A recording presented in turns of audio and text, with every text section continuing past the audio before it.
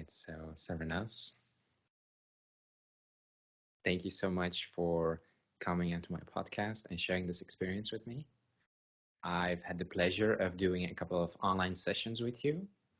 It was really nice, and you're a very particular individual who has a very interesting shine to her. So I'm very curious to hear about your process, your story, and everything you've been through. So thank you so much for being here. Thank you so much for having me. It's an honor to be on your podcast with you. I'm very happy for you for starting this incredible podcast, and really excited to have this conversation with you today. So can you maybe introduce yourself a little bit? What's your background and how did you come into this field of spirituality? Sure. So my name is Sarvenaz, and the business that I am lucky to call my own is called Sarvenaz Elevation. And I work with two main modalities, which are rapid transformational therapy and kundalini activation process, which is known as CAP. And the way these two incredible modalities came into my life was through my spiritual awakening, which happened about three and a half years ago. So just before the pandemic, I was actually very much in the matrix. I was very much in my divine masculine energy. I was a corporate sales manager working for a very big tobacco company, which is crazy because I didn't even smoke myself. But the opportunity came about and I was very good at it. I was managing a team, mostly men as well. So I really had to be in my masculine energy and very, very much anchored in chasing and attaining and achieving. And it was just before the pandemic that I started waking up. I started having my spiritual awakening and I started meditating a lot. And through these meditations, every day I would go deeper and deeper into these different states of consciousness, which would open up a new layer to me. And during this process, I had a spontaneous kundalini awakening. Now, at the time when that happened, I didn't have any idea, any concept of kundalini activation process. I had no idea what was going on. I didn't have anyone around me who was going through the same thing. And I actually thought I was dying. I actually thought I wasn't well. Yeah. So because I started to lose weight and I started to act differently, think differently, feel differently. I stopped watching TV. I changed my diet. I stopped hanging around with certain friends. I just started changing. And as a result, people were quite confused around me, and so was I. And as the weight started dropping off because of all the healing that I was doing, everyone was worried about me. They thought, something was wrong with me. And this is, I guess, part of the problem in our society is that the normal is actually toxic. And once you come outside of that and start venturing into the spiritual realms and healing, that looks abnormal to others around you. And so I was quite worried for a while what was really happening to me, and I didn't really have the support or the information around me. And shortly after the spontaneous kundalini awakening, I kept getting this message, this download, just healing, healing, healing. And it was healing myself and healing others. And that was just the continuous message. And at the same time, my solar plexus came online. So I remember telling my mother that I kept having this pulsating feeling in my stomach. And it was as if it was activating, coming online. And it was really the time where I was to step into my power and I was to choose myself over everything else. So as all of this was happening, the pandemic really enabled us to go inwards. So as much of a scary thing as it was for many people, it was actually a blessing in disguise for a lot of us. So as I was pushed inwards, I started doing the inner work and I started having these spiritual experiences. I realized that I was not adding any value to the world. what value was I adding as this area activation manager for Kensington and Chelsea in London for a tobacco company? What was I doing with my life? And that thought really stuck with me, as well as the download of the healing. And so I decided to quit my job. And in the middle of the pandemic, with 5 million people unemployed, again, everyone thought I was crazy. So at this point, I think I'm not well. I think I'm going crazy, but I can't deny this feeling, this urge, and this pulsating solar plexus coming online that's willing me forward. So I took the plunge and I left my job in November 2020. And at the time, I remember my line manager and all my team members kept saying to me, "Oh, come on, Sarv, you must have something else. You're going to another job. You've been recruited. You've been headhunted." And I'd be like, "No, seriously, I've got nothing. I have no idea what I'm going to do. I just know I can't be here anymore." And they just didn't believe me. And when I quit, I just gave myself a year. I said, right, I'm going to give myself a year to work on myself and to figure it out. I don't know what this looks like, but I'm willing to trust that this is happening for a reason. And very, very shortly after, I came across Rapid Transformational Therapy by Marissa Peer, which is a revolutionary therapy that combines hypnotherapy, neurolinguistic programming, cognitive behavioral therapy, regression therapy, and psychotherapy all together. And it is, in the name, rapidly transformational. And I started having sessions myself, saw the effect it was having on me, and realized that that was something that I could do and I could offer the world. So I began training as a rapid transformational therapist during the pandemic. Mm-hmm. Mm-hmm. Were you like, did you feel a call to go there, or was it something that, like, because I know Marissa has a lot of ads on YouTube that pop up, and it was, I think, quite popular. So I also saw it come by a couple of times, but I never like really went into it. I think she also was like very active on Mind Valley. Well, that's exactly where I came across her. So for me at the time, because this was now 2 years ago, it wasn't the ads that I was coming across, it was Mind Valley. So I had committed to this platform, which is all about self-development and growth. And I was doing some of her courses. And I was just so fascinated by this idea that we have a subconscious mind that holds all our programs and basically runs our lives. How do we not know this? How is this not general knowledge? And we can tap into it through different brain waves, and we can reprogram and rewire ourselves for the kind of life that we want to live. So this was super fascinating to me. And when I realized that this is something that I could do as a career, and I could help other people, empower them through this modality, it was really a no-brainer. And I used that time in the pandemic to study, and I qualified within 10 months. Okay, so did you then start immediately working as that kind of therapist, or did you do something else also, or? So at the time, I was just fully focused on studying and working on myself. So I was doing courses on Mind Valley, and then I was doing my rapid transformational virtual classroom interviews and all the different things that came with that. So I didn't actually really work for the first 10 months, which was really nice, actually, I have to say, because we are always so used to working and having that time off. Don't get me wrong, the guilt was always there, because we're unfortunately programmed. If you're not doing, you're not achieving, then you're not worth it. You're not worthy. You're not deserving. You're basically wasting away your life.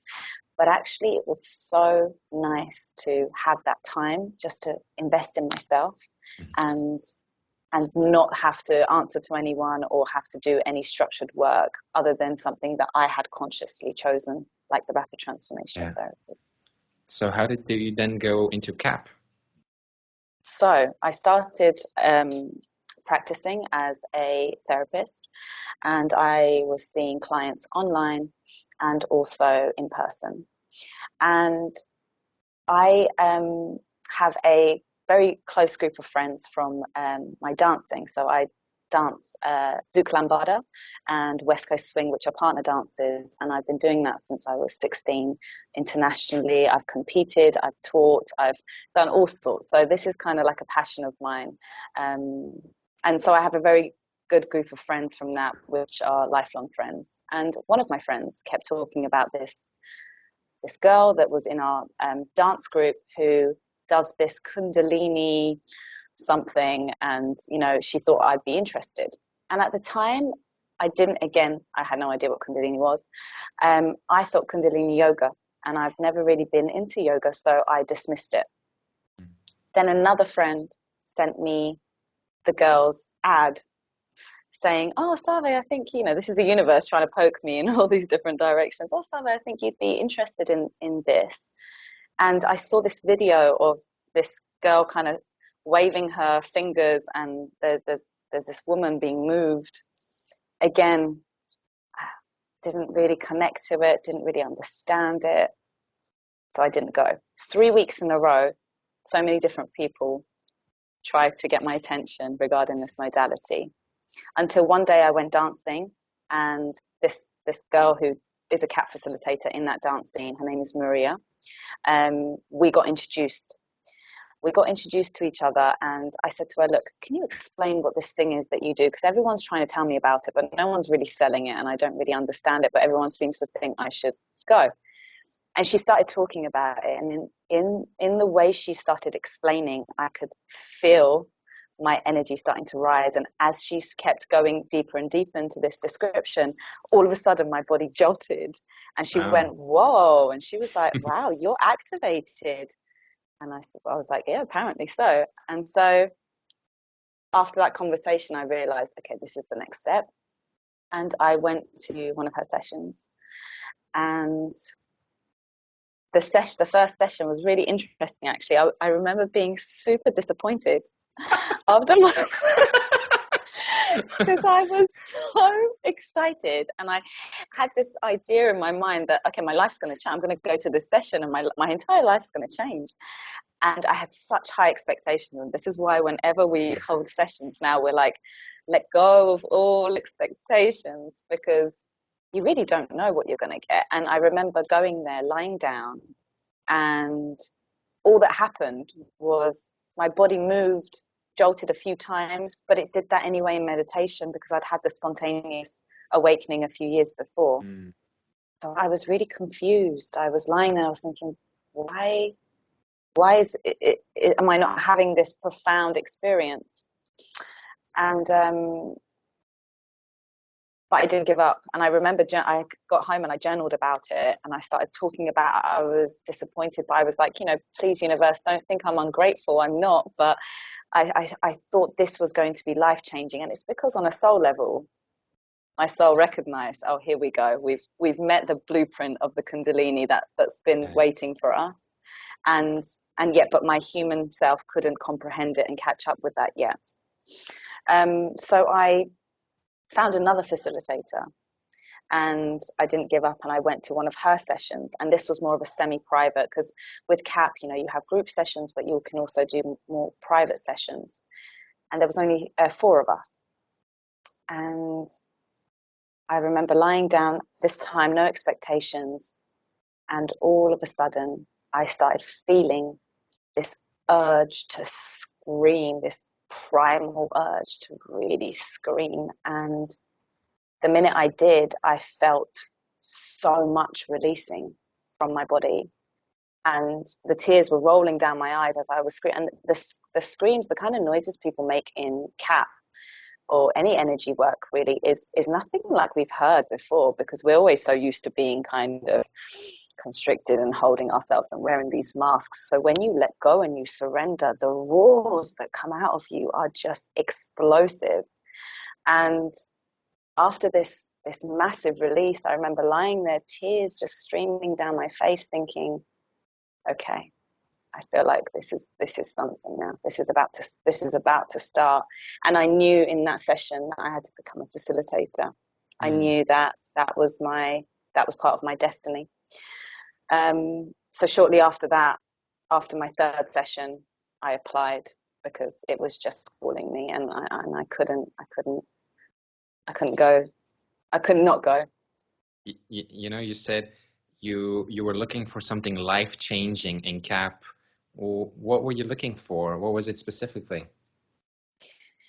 I feel like once I left my job and left that old identity behind, as I started shedding and awakening, I, on a deeper level, felt like I was here for a higher purpose, and I wanted confirmation of that. And I felt like when CAP came into my life, that was the life-changing piece of the puzzle that was like, okay, and now it begins.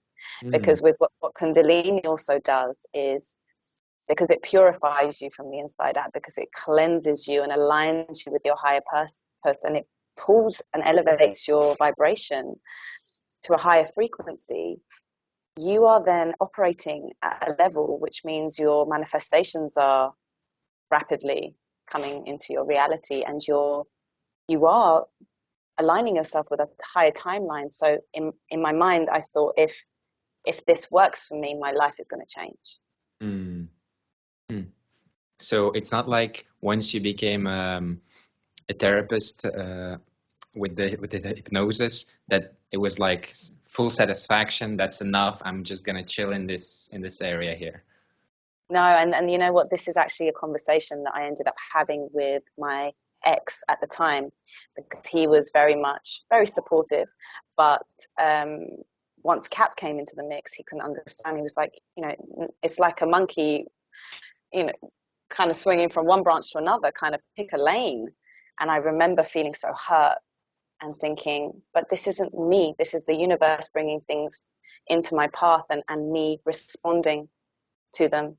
And that caused quite a lot of friction at the time, because I felt like I had to justify this new modality in my life, justify spending time learning it, and spending money and energy and time and all these things. And from an outsider's perspective, it was kind of like, well, what are you doing with your life? You know, pick a lane, pick a modality and stick to it, because again, that's how we're conditioned. Was that the first time in your life that you really felt like the inklings of what you can call like a calling, or were there times in your life before while you also were in touch with that deeper calling leading you somewhere? To be honest, I didn't have any feelings like that before my awakening. So I was very much, I've always had a wonderful life. I'm very blessed. I've always had an abundance of good people around me, really, really beautiful friends who are my family. So I've always had a great life, but was very much asleep, you know, was very much unconscious, and didn't understand this idea of a higher calling. I always have been the friend that others go to for advice, or, you know, have been told I have a calming nature or a nurturing manner. So all of the signs were there, but I didn't realize what they were pointing to at the time. Thank you. So you mentioned something before, which was aligning with higher timelines. How do you understand timelines? Can you share something about that? Sure. So for me, I think because we live in this infinite universe with infinite possibilities in multiple dimensions, we are actually having a reality play out in all these different possibilities. So there is a version of you right now that is a millionaire, and there's a version of you right now that is public speaking, or whatever that looks like, you know. So we have all these infinite possibilities, and that's how I view these timelines. And I believe that the habits and the behaviors and the patterns that are in your life ultimately create your timeline. So if you do the same thing every day, every morning, every night, your timeline becomes quite concrete, because those habits are creating your reality. And so what we call quantum leaping timelines is all of a sudden stopping everything that you're doing that you feel like is not working for you in terms of creating the reality that you want to, and shifting it quite abruptly, which is what I did in December 2022, when I decided to just leave everything and just give all my stuff away, leave a relationship that wasn't serving me in the way that I wanted anymore. So many different aspects. So I quantum leaped timelines, and by doing that, I fast forwarded a lot of things that were kind of maybe destined for me down the road in a few years, where I was headed. But all of a sudden, by shifting and quantum leaping, those things started to come into my reality much faster.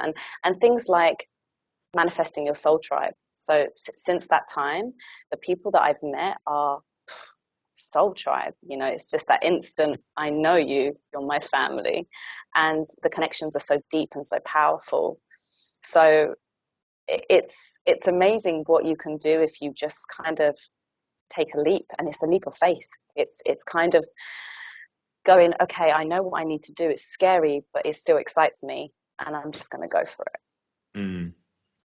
When you say manifesting your soul tribe, is it something that you can really focus on? I want to manifest my soul tribe, or is it something that by following your calling and becoming more and more authentically who you are and living that you are attracted or reunited with them?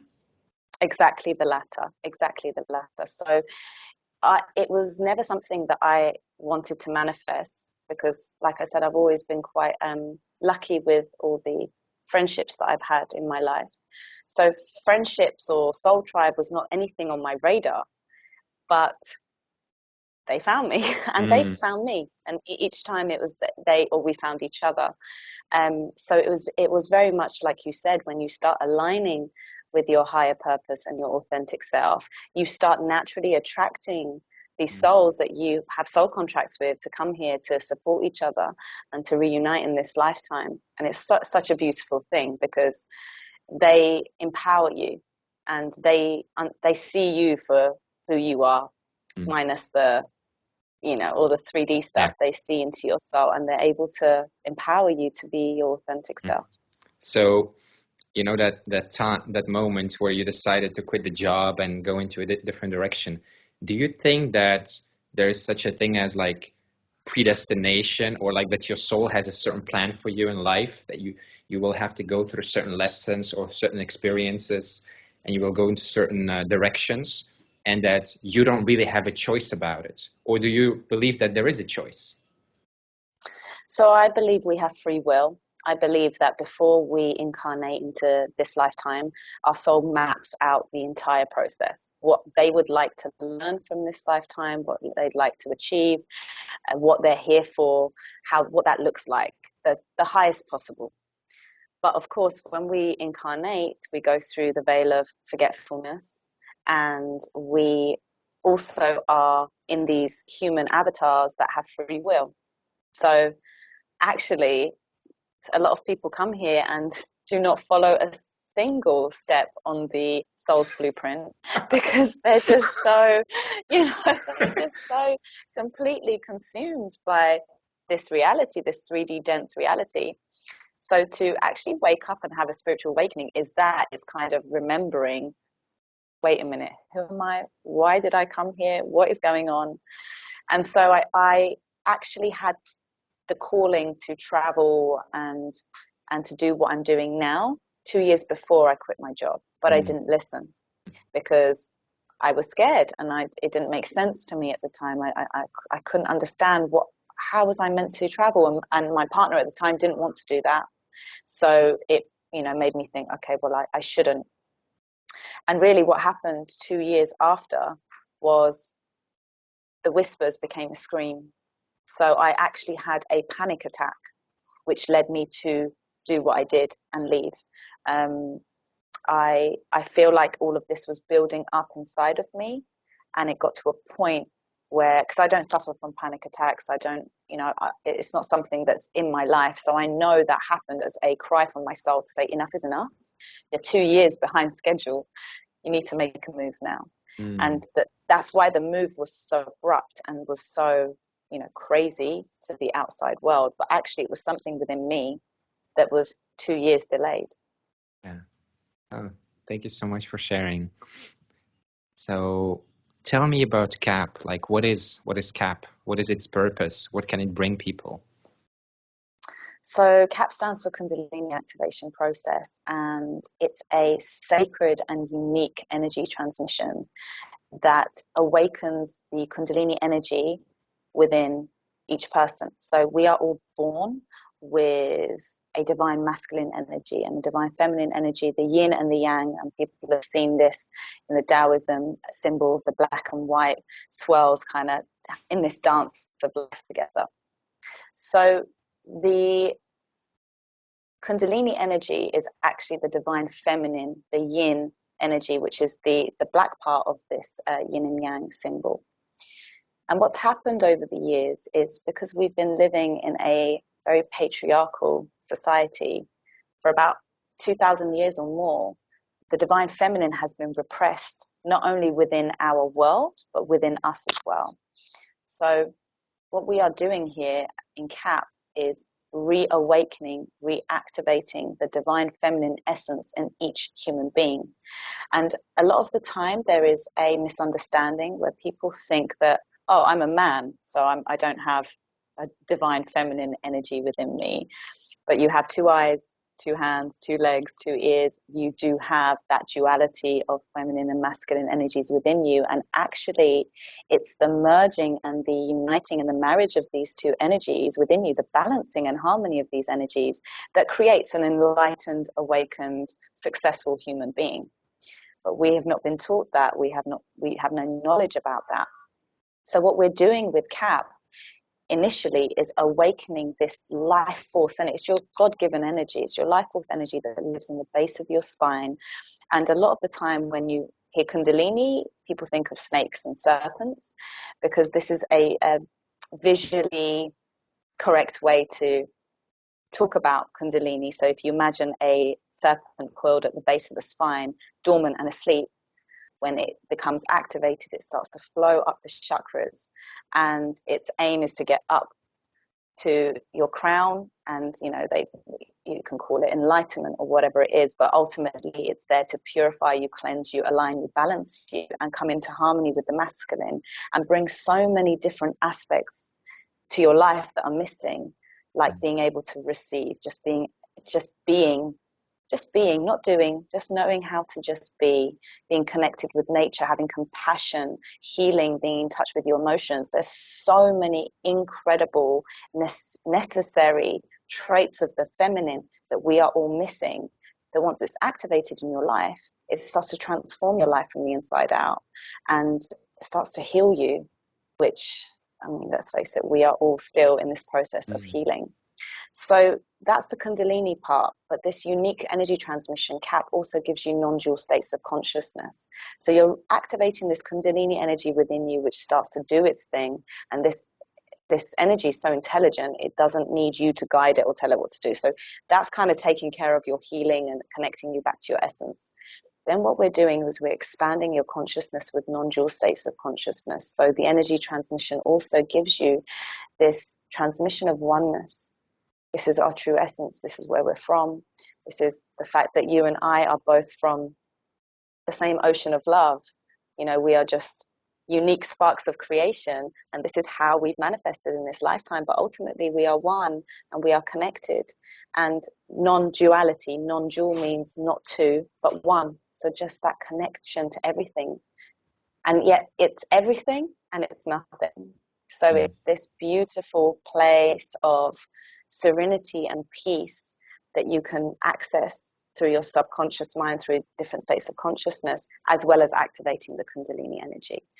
So that's what CAP is in a nutshell in terms of the energy transmission that you're receiving. Thank you. Is it for everyone? I think ultimately we all have the energy within us. We have the life force energy that's dormant within us, waiting to be activated. I think everyone has a divine timing as to when it should be activated. If someone's not ready for that, if someone's not ready to heal, and if someone's not ready to delve deep into their shadows and do the work and process their pain and emotions, then to activate your kundalini is not going to be beneficial for you, because you don't have, you can't house this amount of processing. But there are people that are actively searching for these kind of modalities, or they are actively doing kundalini yoga or qigong or tantra, and they are trying to willfully bring this energy up. So they're ready. But I would say each person will know, you know, either it finds you like it did me, or you come across it and you know instantly, I need to do this. But this is why we're not, you know, as CAP facilitators, we don't go around telling everyone they should try it, because, you know, this is divine timing, and it's up to them when they want to become activated in that sense.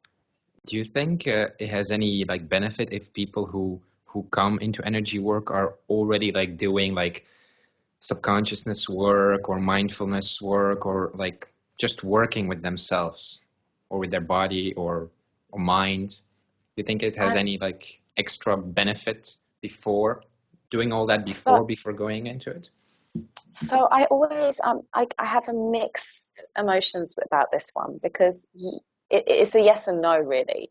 Yes, because if someone has already been doing some of the work, they are open, they are willing, and they understand that it's a process and that they are familiar with what healing looks like. So in that term, in those terms, it is beneficial. But then some people then have expectations, like myself, right? So if you've been doing certain shadow work, or you've been doing certain breath work, and you've got these expectations in your mind, and you think you know, because this is the problem, we think we know, and actually we don't know anything. So the more you can have a beginner's mindset, the better, the more you can surrender and let go of expectations. So I find it's two schools, really. There are some people that, yes, the healing work enables them to integrate CAP as a modality in a much smoother manner. And then there are people that come with expectations, because I've done this class, that class, and I have this degree, or whatever it looks like. Yeah. And then I expect this to do this for me, or I expect it to feel this way. And when it doesn't, I resist what actually is.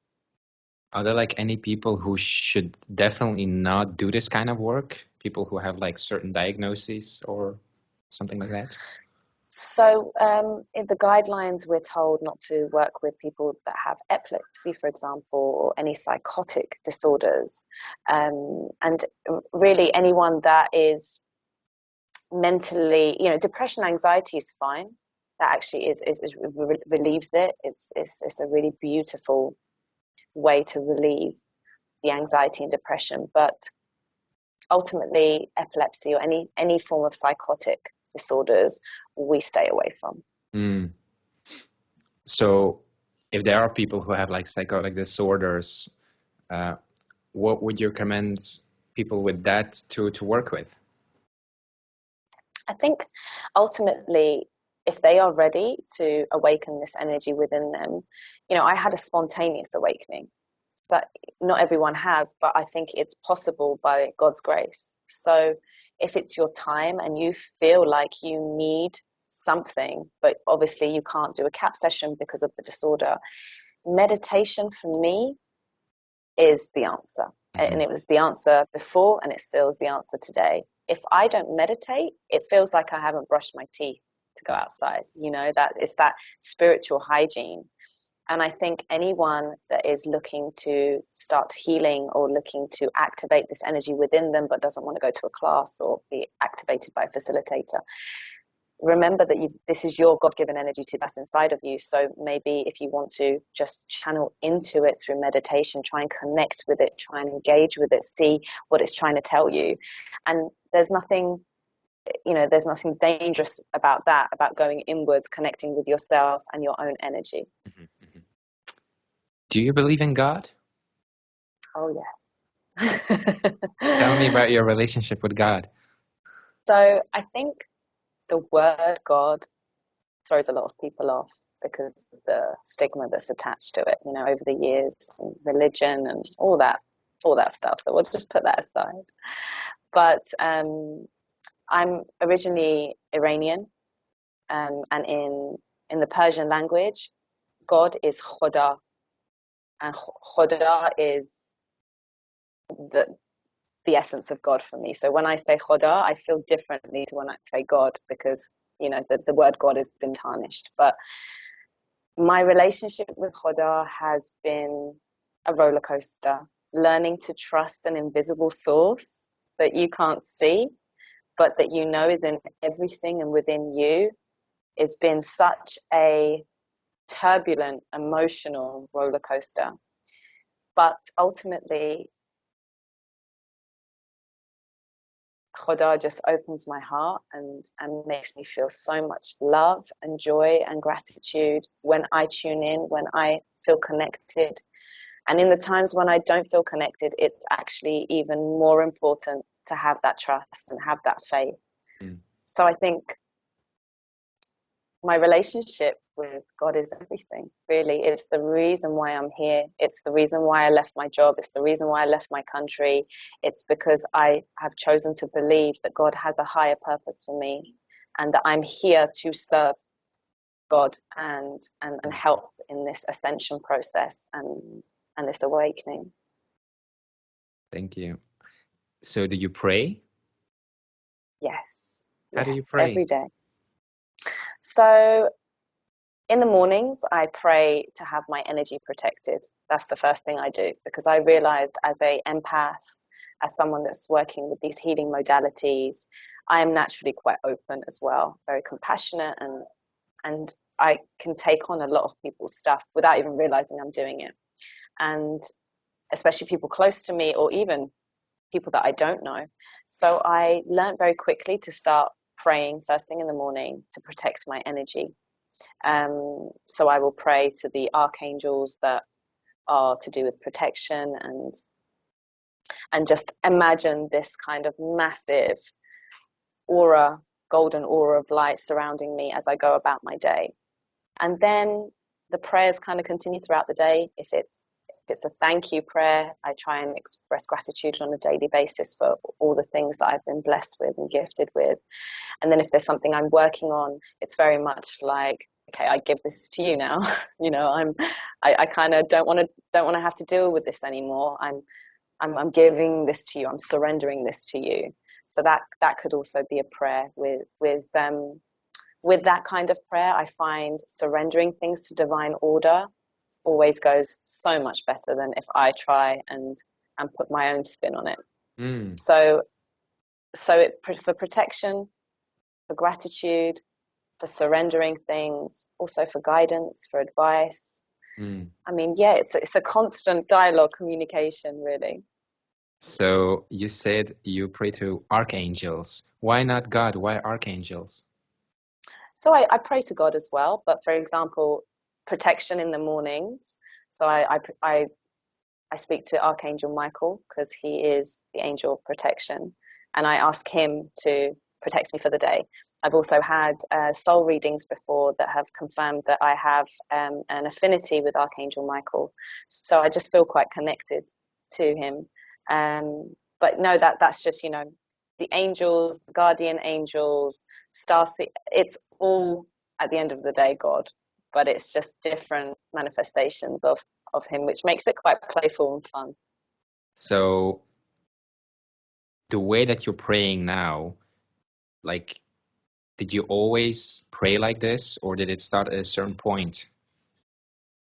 So I think before I was like many people, you would pray in times of need. Oh, please God, don't let this happen, or I really need this, so can you please?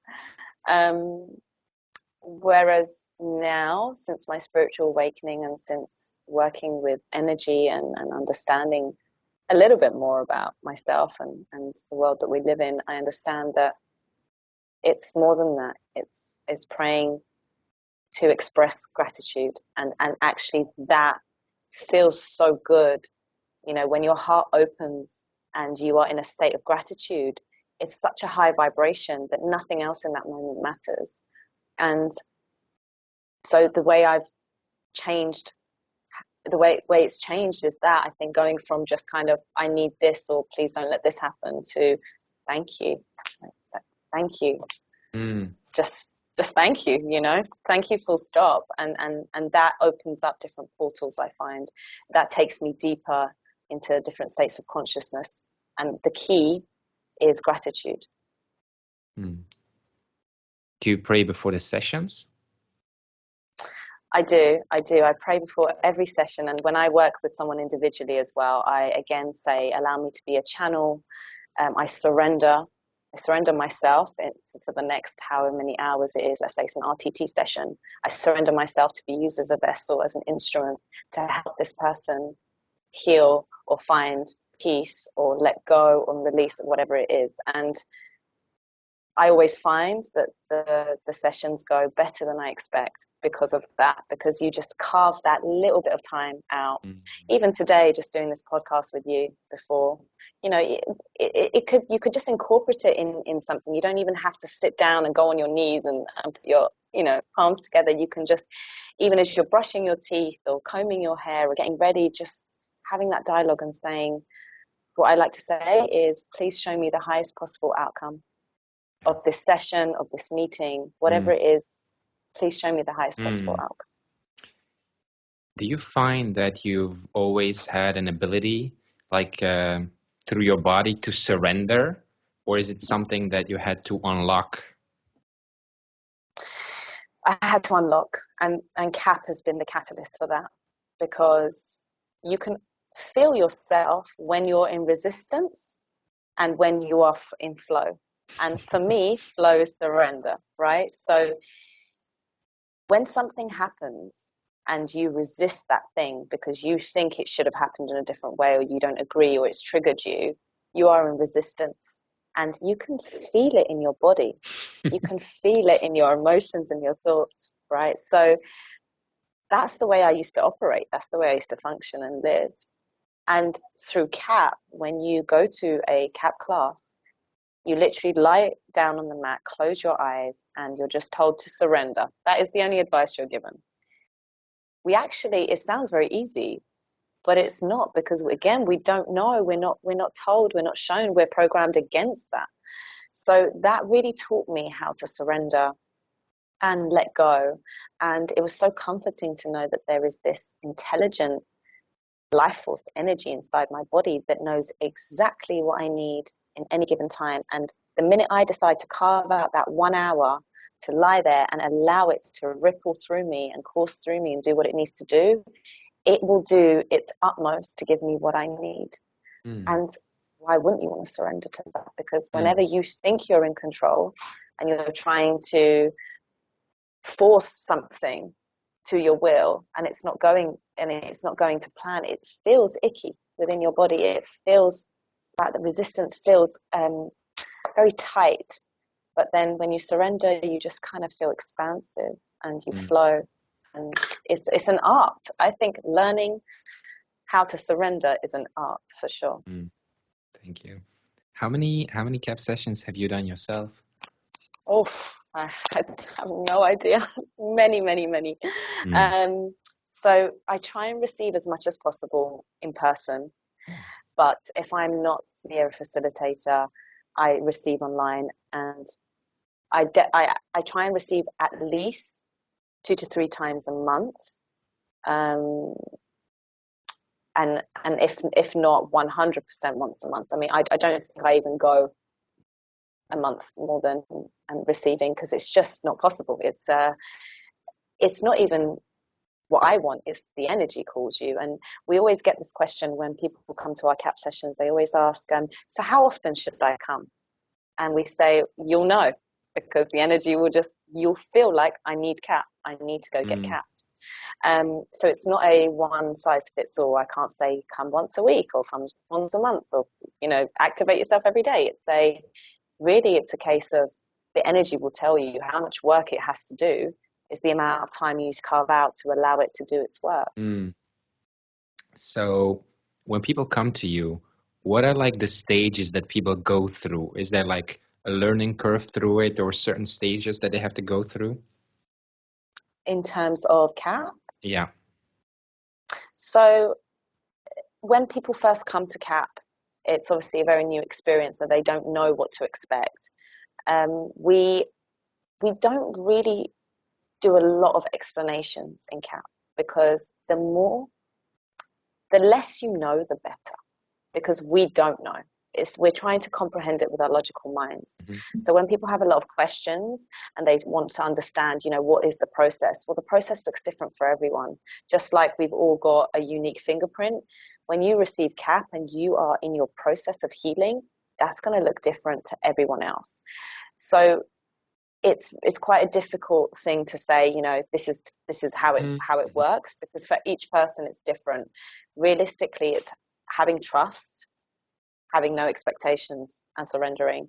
And less is more, because when we talk about it, again, it's the logical mind trying to comprehend it, but actually CAP is something to be experienced. And then when you do experience it, how do you even put it into words? You yourself have had incredible sessions. I've facilitated, I've seen, how the energy moves through you.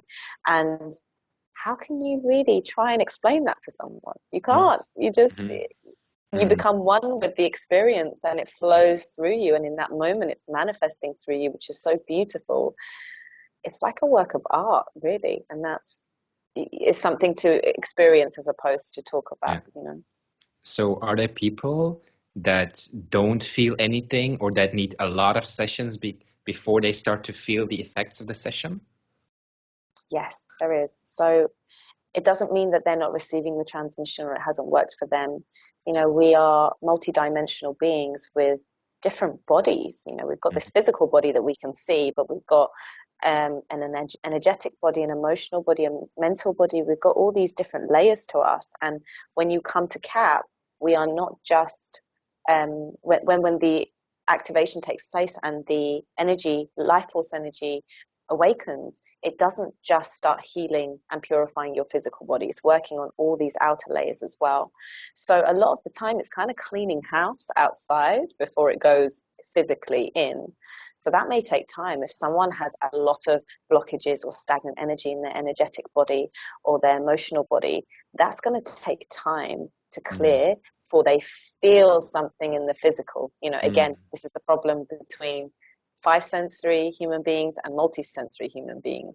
If I can't see it, if I can't feel it, I can't taste it, I can't smell it, I can't touch it, then it's not real. But okay, you're lying there, you're receiving an hour's transmission, and maybe your mental body is receiving the deepest cleanse of your life, but you don't know because you can't feel it. So yes, some people come and they say, I don't feel anything.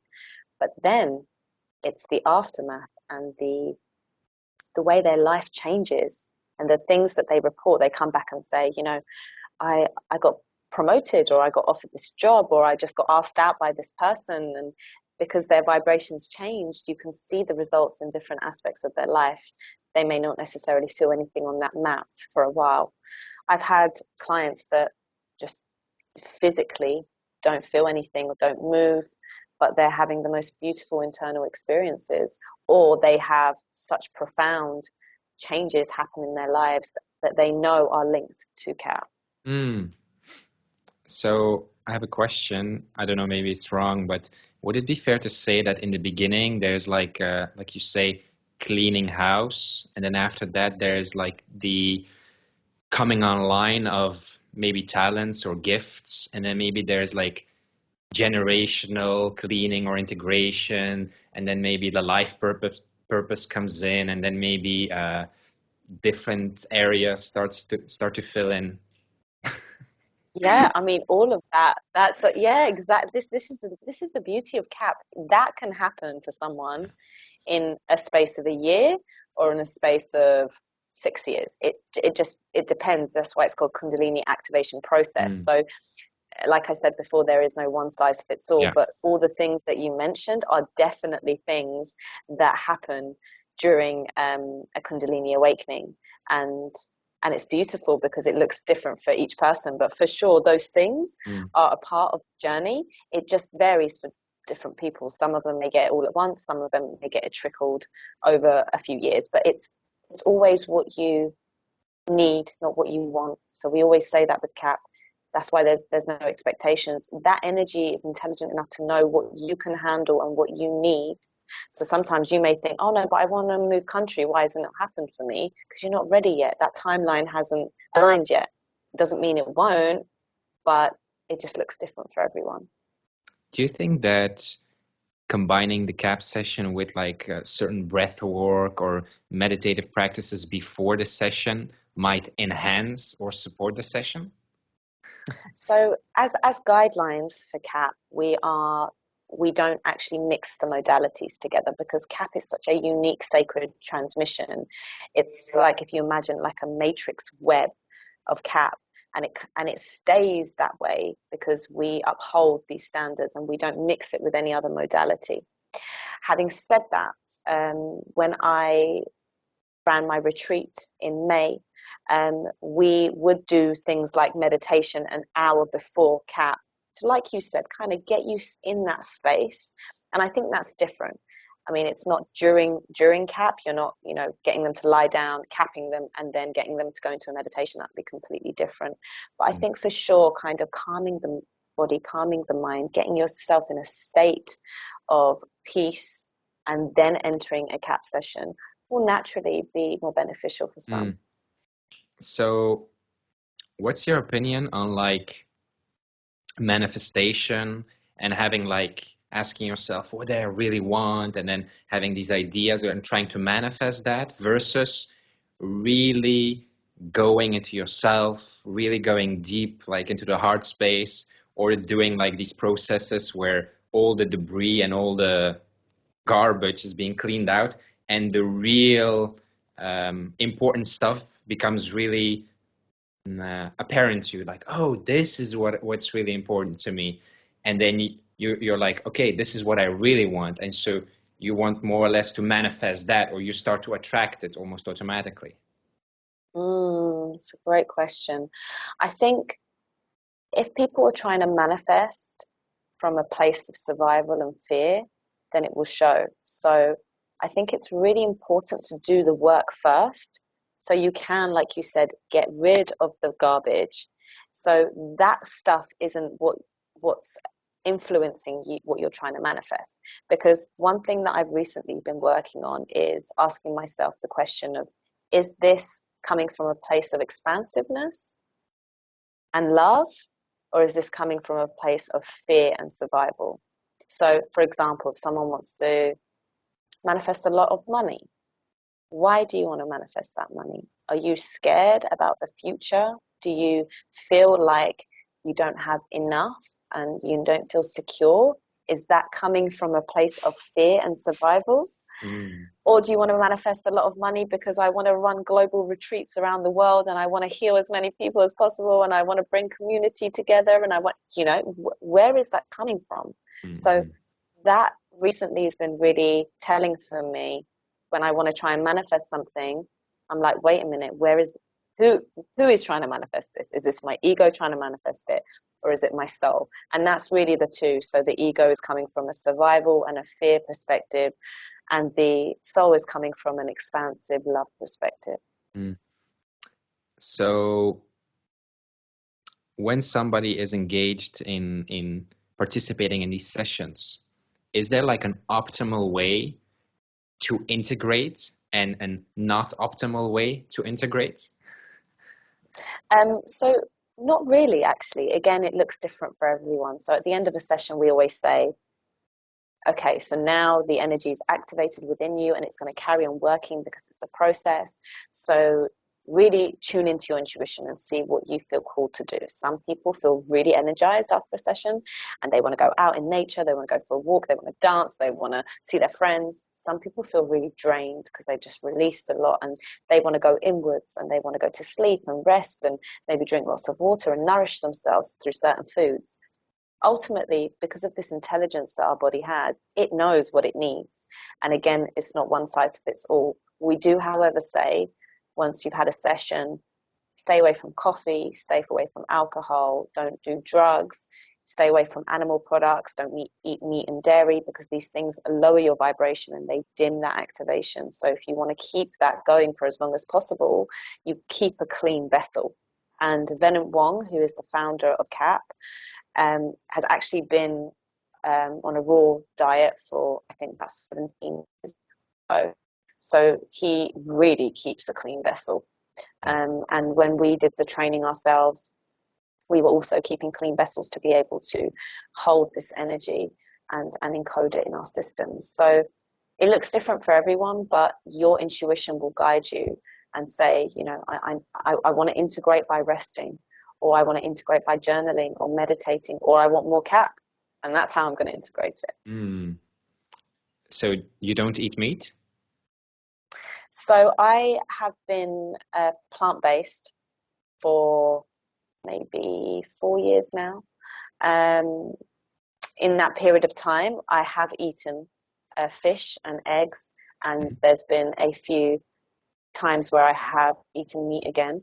But I really try and listen to my body. So, you know, that there are times when I can feel my body wants to eat fish or eggs, and I can sense that, and I will do that. And I will even ask my body, you know, I will just tune in. Would you like to eat this today? Would you like to eat that? And sometimes it surprises you. It's not what you think. And I'm trying to be conscious enough to get into the habit of asking my body, instead of just going and grabbing something for the sake of fueling my body. What do you need? So I'm not against people that eat meat. Like I said, I have done a few times myself, but it's not something that calls me anymore. Yeah. I feel I want to correct something. I said before that you have to clean up the garbage, but what I really was meaning to say was the unconscious conditioning and programming. Yes, yeah. We'll just link those together. Garbage means that.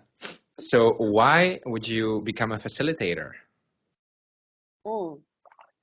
I just felt called, and you know, actually, I didn't tell you about this. So if we go back to just before I quit my job during the pandemic, I was watching Netflix, and I was watching a series called Goop Lab by Gwyneth Paltrow. Have you seen it? Mm-mm.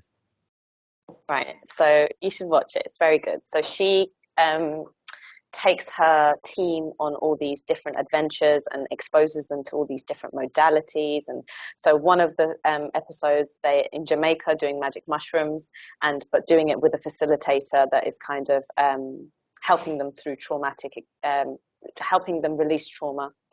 In another episode, they bring in a woman who teaches women how to have orgasms and how to really embrace their feminine power and embrace, you know, their bodies. And then in one other episode, which really completely caught my eye and I think sparked all this within me, was this session that she orchestrates with a healer who does body work. He calls it body work. And he was an American guy who kind of described how we got all these unconscious programmings and beliefs and blockages in the body, and how these can be released through body work. And he lies them on these recliners and starts working on them. And I remember seeing their bodies start to ripple and move and vibrate, and they're crying and releasing and making noises. And that instantly caught my attention, to the point where I sent it to all my friends and family. I was like, oh my God, what is this? I need to experience it. I want to do it. I started looking into the guy. He lived in America, like charged ridiculous money for a session, didn't have anything about learning how to do the body work. And shortly after that, the pandemic hit and I left my job, but I completely forgot about that. So actually that was the catalyst. That was the initial, that is kundalini. That's what, it's just called something different. So from then, that caught my attention. I knew I wanted to do that, but then I forgot about it, and everything else came in. And then afterwards, when I came across CAP, I realized that the two were the same. And actually, in my training, when I went to Mexico and I met 36 other incredible souls who went through the same thing as me in those 5 days, lots of people were introduced to CAP through that episode of Goop Lab with Gwyneth Paltrow. That was the catalyst for them as well. And I found that so interesting, that by creating something like that, she actually awakened something else in so many different people. It's such a beautiful domino effect. Oh. So how are your CAP sessions now? If if you go lay down, how are they compared to the beginning?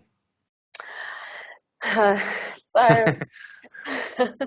as facilitators and people who are very activated, it can look very, what's the word here? Wild.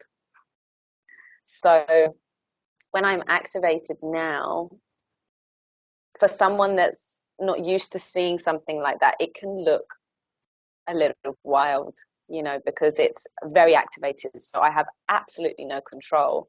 And whether I'm dancing or moving or vibrating, or my hair's swinging around and I'm making noises and my eyes are rolling back, it can look almost like you're possessed.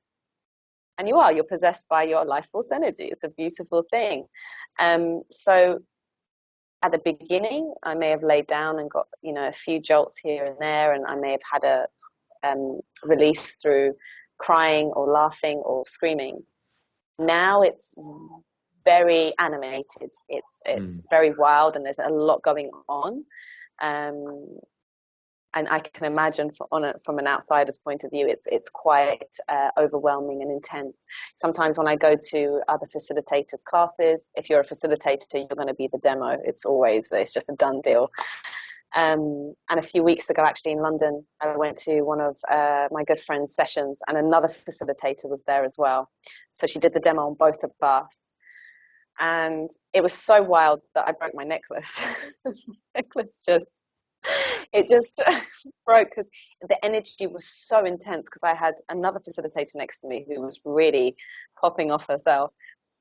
And she just activated us, and it was just super intense. I was sweating afterwards, and everyone else's face was just like looking at us like in disbelief. But it feels unbelievable, because it's the switch. It's like, how can you be this 1 second, and the next minute you lie down, you close your eyes, and bam, all of a sudden all these things are happening. But again, it's the energy. If you surrender to it and it's activated, it moves through you in a way that is not of this world. But for you now, when it's happening and you feel that there's no control, how do you experience it? How do you feel? Are you enjoying? Are you still feeling that there are things shifting or cleaning up or opening up? So I am all of the above.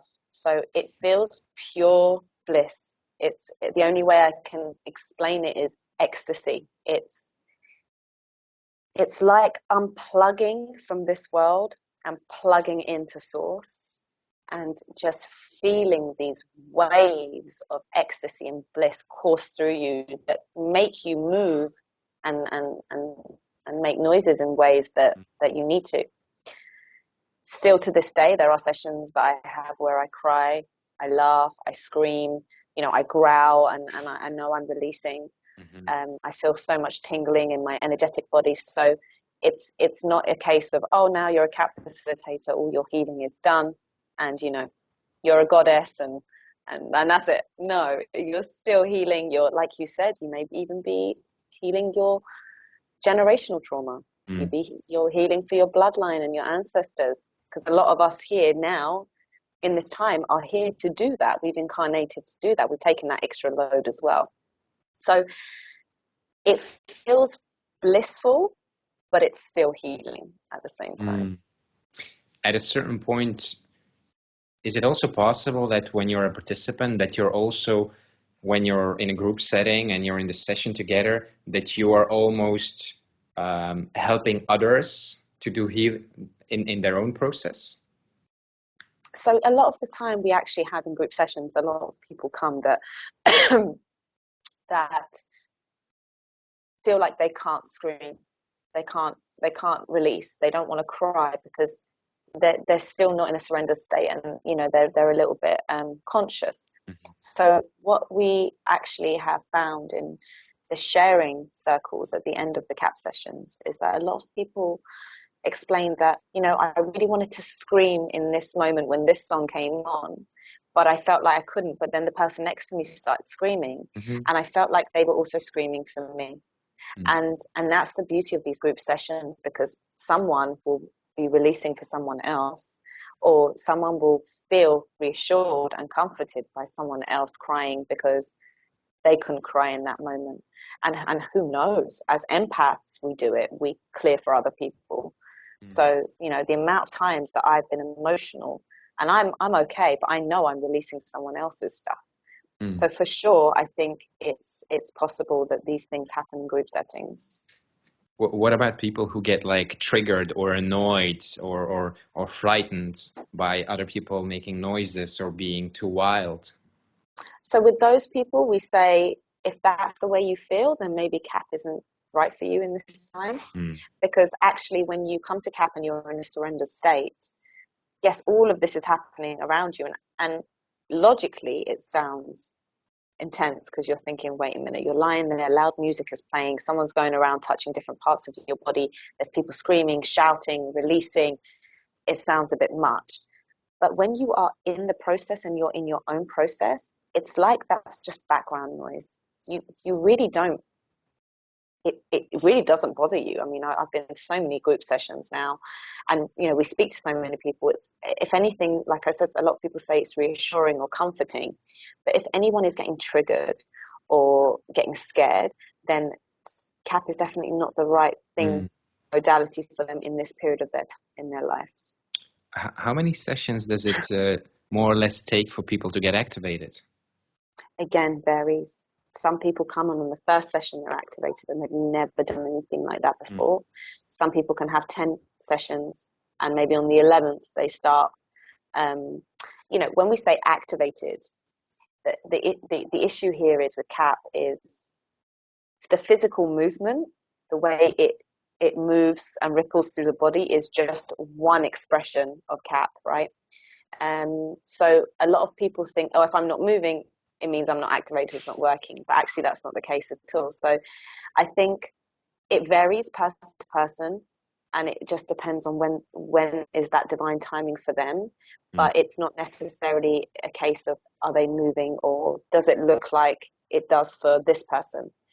It's irrelevant. It just depends on that particular person and how much work they've got to do and get through.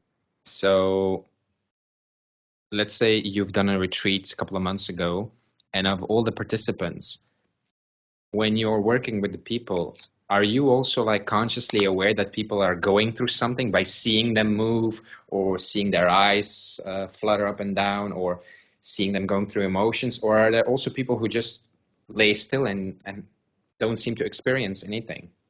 Yeah, you get all of that. So you get some people who just look like nothing is happening whatsoever for them. Nothing, like not even the slightest movement or fluttering of the eyes, nothing. And then you have people that are really in something, and you know, you go over and you're working on them and you can see and feel what is coming out of them. But then the ones that, you know, look like they have absolutely nothing going on, afterwards report, I was on an astral journey, I went to a different dimension, I saw my granddad, he gave me this key that unlocked this vault that, you know, it's incredible because actually this is the beauty of CAP. It's not just an energetic or a physical experience. You can have an emotional experience, you can have a spiritual experience, you can have a visual experience, you can have so many different experiences. So it doesn't mean anything if you're just lying there still. Yeah. So how was the training for you? Oh, it was one of the best experiences of my life. It really was super special. Not only the process, but the people that I met there. It was just so beautiful to meet like-minded souls who were on the same journey and who were so loving and supportive. And, you know, you go through so much with each other in those 5 days that it really bonds you. You go there to ultimately release as much as you can so that you can hold this energy transmission and be able to activate others. So it's not, I wouldn't say it's an easy thing to do, but it was very enjoyable. And it felt like home. You know, I felt very comfortable, and I feel like I've worked with this energy in lifetimes before. It feels very natural and comforting.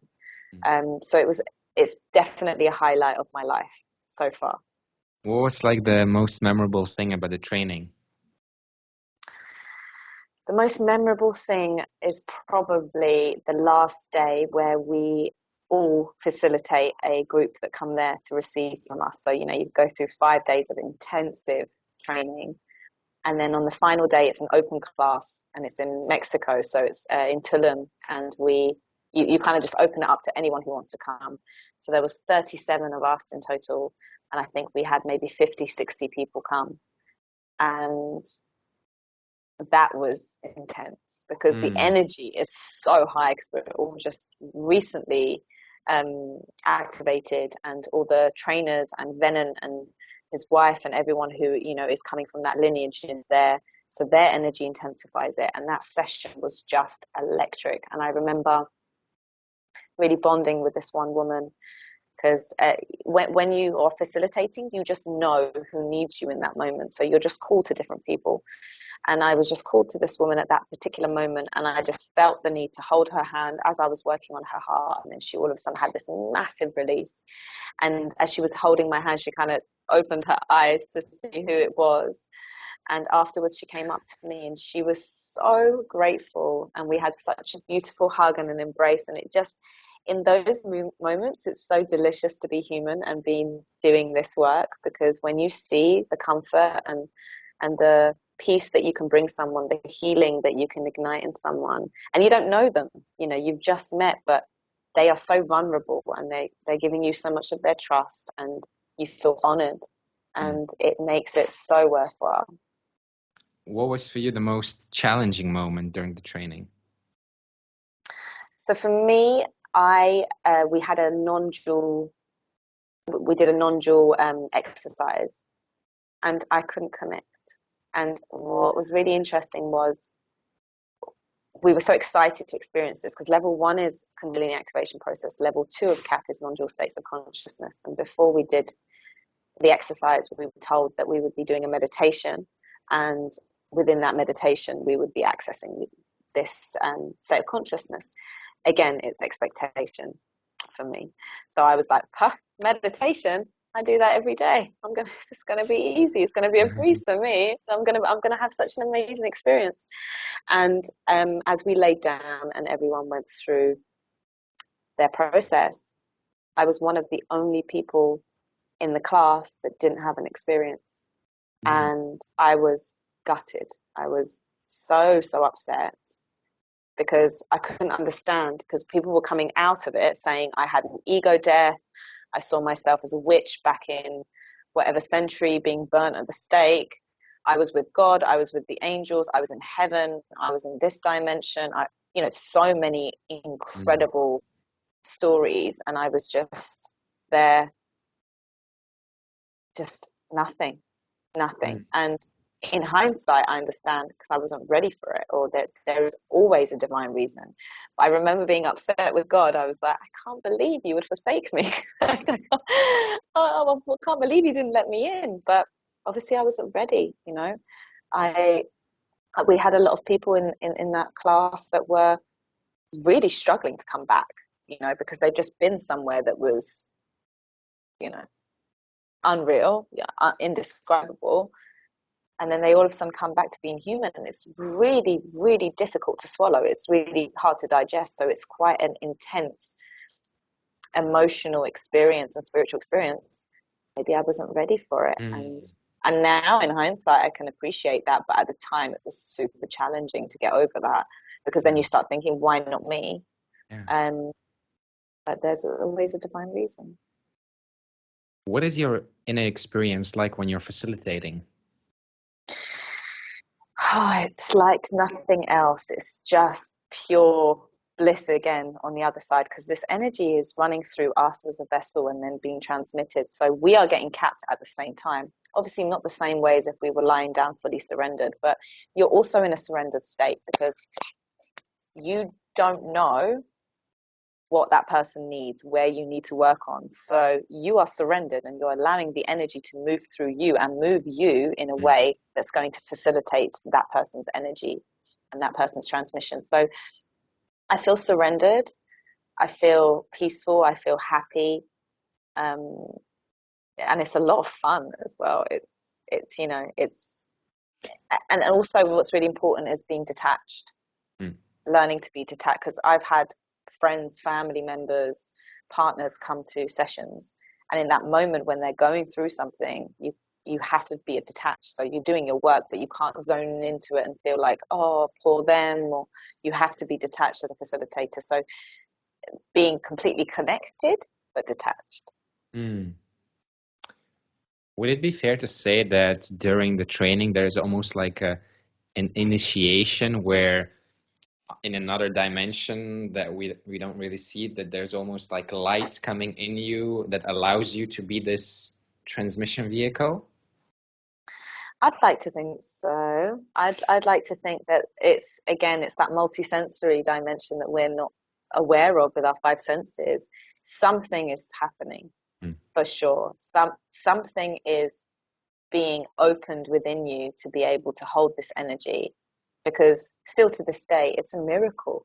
Like every time I facilitate and I see what is happening, every time I'm like, it's a miracle. Like, if this is not magic, then what is? You know, it's so powerful. So I think for sure something happens. We're initiated maybe on another dimension, and light beings come and encode us, something like that. It's beautiful to think of it that way. Anyway, are there like other things that you want to say about CAP?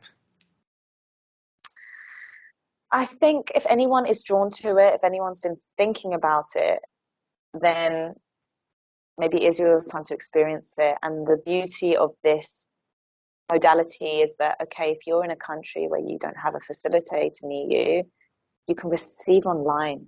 And that's the beauty, because the energy has no concept of time and space. It's energy.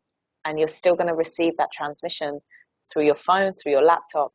And personally, I'm doing a lot more online sessions because I don't have a complete base right now, and I'm moving around quite a lot.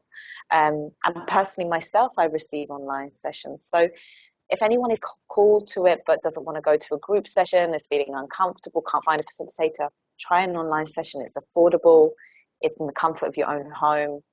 And you're going to be exposed to some serious magic.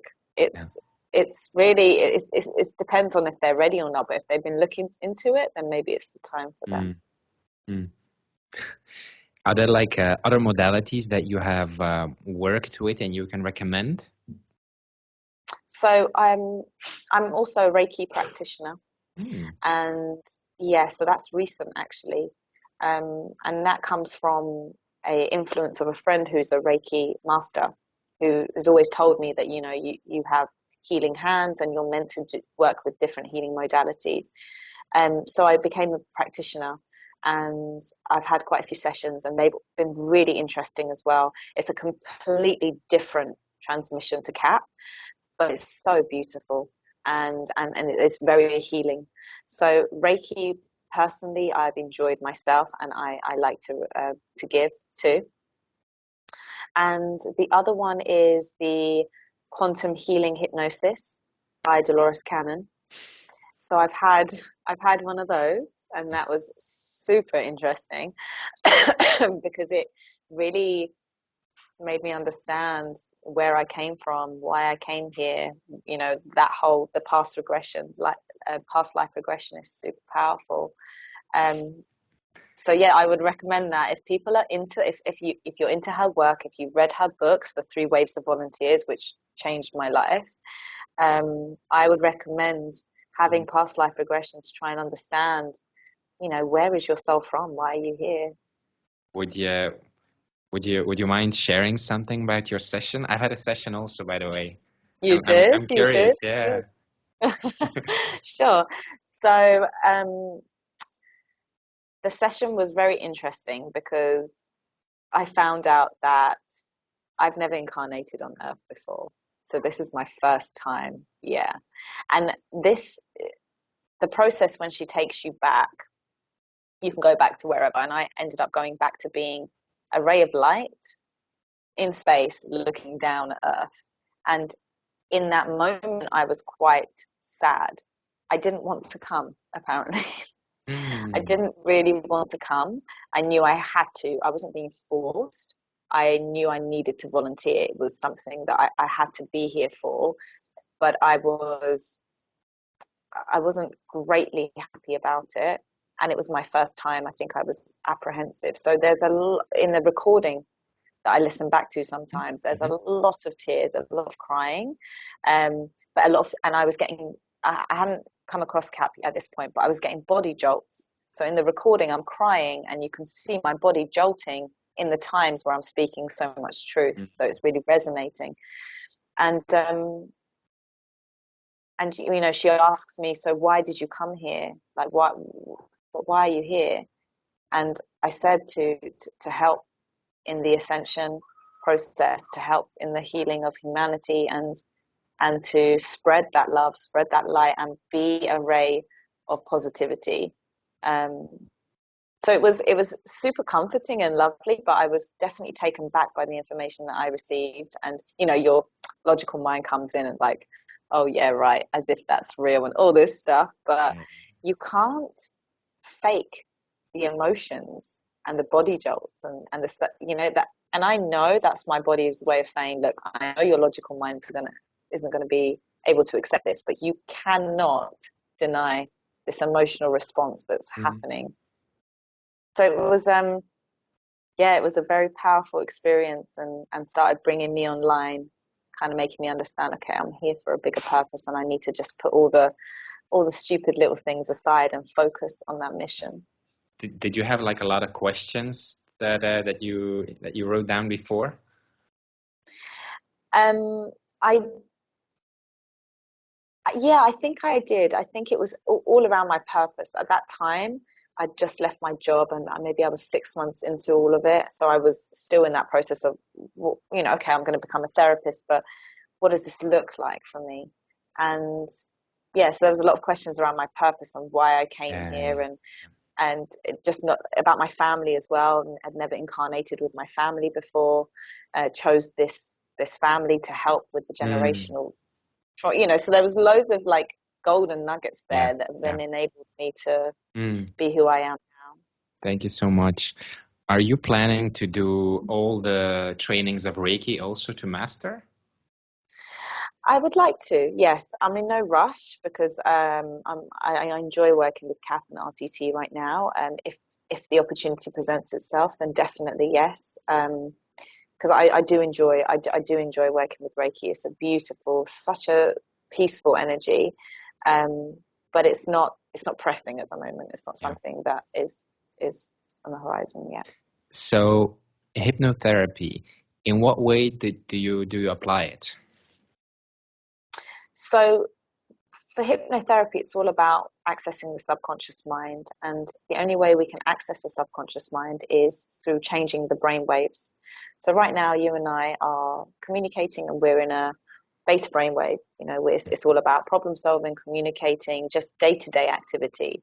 And we've got all these other brainwaves that we can access, and it's kind of like altered states of consciousness as well. So you've got alpha, which is more of a meditative state. Then you've got theta, which is all about intuition, learning, development. And actually, theta is where you're accessing the subconscious mind. So any subconscious programming or rewiring needs to happen in a theta brainwave. And really, this is a brainwave that everyone has access to on a daily basis. We dip in and out of it on a daily basis when we go to sleep, when we first wake up. You know, a lot of the time when you're driving a car and you know where you're going, and you kind of switch off and you get there and you're like, how did I get here? That's because you've gone into theta, and your subconscious mind has the programming for driving. So it's Mm-hmm. kind of taken the wheel as you've kind of been going off with the ferry. So it's basically using this brainwave to access the subconscious mind to find out the root cause of the issues that are running your life. Mm. Because ultimately, behind every presenting problem is a root cause that is running the show, and that is embedded in your subconscious mind, Yeah. mostly from childhood. So you got to go back, and it's, if you imagine the subconscious mind like a vault, and theta brainwave is like the key to open that vault so you can access it to find out what's running the Mm. show. Can you tell me about your success with it? Sure. Um, Personally, myself or with clients? Yourself. So I think for me, it was very much building that confidence and giving myself that worthiness through RTT. Because before that, I guess you kind of feel lost. You don't really know what your purpose is. You're kind of confused, and you want to go and find out why that is. And a lot of the time, it's to do with the subconscious programming. When you're younger, you may not feel good enough or worthy enough because of certain things that have happened. So it really changed my mindset to be able to understand what was driving these feelings of unworthiness or not good enough. And you go back and find the root cause, and then you realize, okay, I'm empowered because I can change this and I can free myself from this as well. Yeah. So it was successful in that sense, where I was able to start identifying the things that I needed to work on, the things that were blocking me. Like self-sabotage was another one. And then self-sabotage was connected to fear of failure. So it's really interesting how it works. And actually the subconscious mind isn't against you. It's just, it's holding these programs because it thinks it's benefiting you in some way. So to go in there and find out why it's holding them, how it thinks it's benefiting you, and then rewire it. It's like rewriting the story. It's quite empowering. So that's why with Sarvenaz Elevation, my business, my slogan is freedom and empowerment. So it's kind of like freedom from your issues and empowerment over your life, because we can all have that. Yeah. So are the results 100% guaranteed? I mean, nothing is 100% guaranteed in this world, but I have a very high success rate. So every client that I've worked with has got amazing results, and I've received great testimonials and reviews, and I'm still in touch with quite a lot of my clients. You know, I've had smokers come in who have been smoking 20 a day for maybe 15 years, and then after one session they quit smoking. Or I've had people that have had insomnia and haven't been able to sleep for a long time come in, and after one session be able to finally sleep again. So it's just getting to that root cause. And a lot of the times these issues are coming up as a scream for help. They want to be acknowledged. They want to be identified. And once you identify them and reshape them, so it's changing that story, rewire the subconscious mind, you can have long-lasting success. How was the training? Fantastic. I have to say, Marissa Pierce's training was one of the best courses I've done. And it was all online as well, but it was truly nourishing. You know, she's hit the nail on the head with the bite-sized videos and the way she's facilitated the whole thing, the way she partners you up with other therapists so you can practice on each other, and it's very, very good. I really enjoyed it, and it felt different to any other course or degree that I'd done before. And yeah, I would repeat it all over again if I had to, because it was that enjoyable.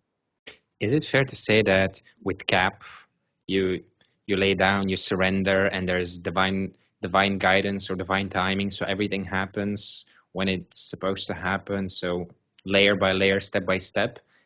But if you also do something like this, it's like something that's maybe really bothering you and you have no way of fixing it, you can really use this as a sniper to really zone in on it and eliminate the issue or integrate the issue. Yes, exactly that, because this is on a subconscious programming as opposed to an energetic healing level. So with that, you find what issues there are in life that are holding you back, whether that's emotional, physical, mental, and like you said, with laser focus, you go in there and you identify the root cause. And once you can understand something, knowledge is power.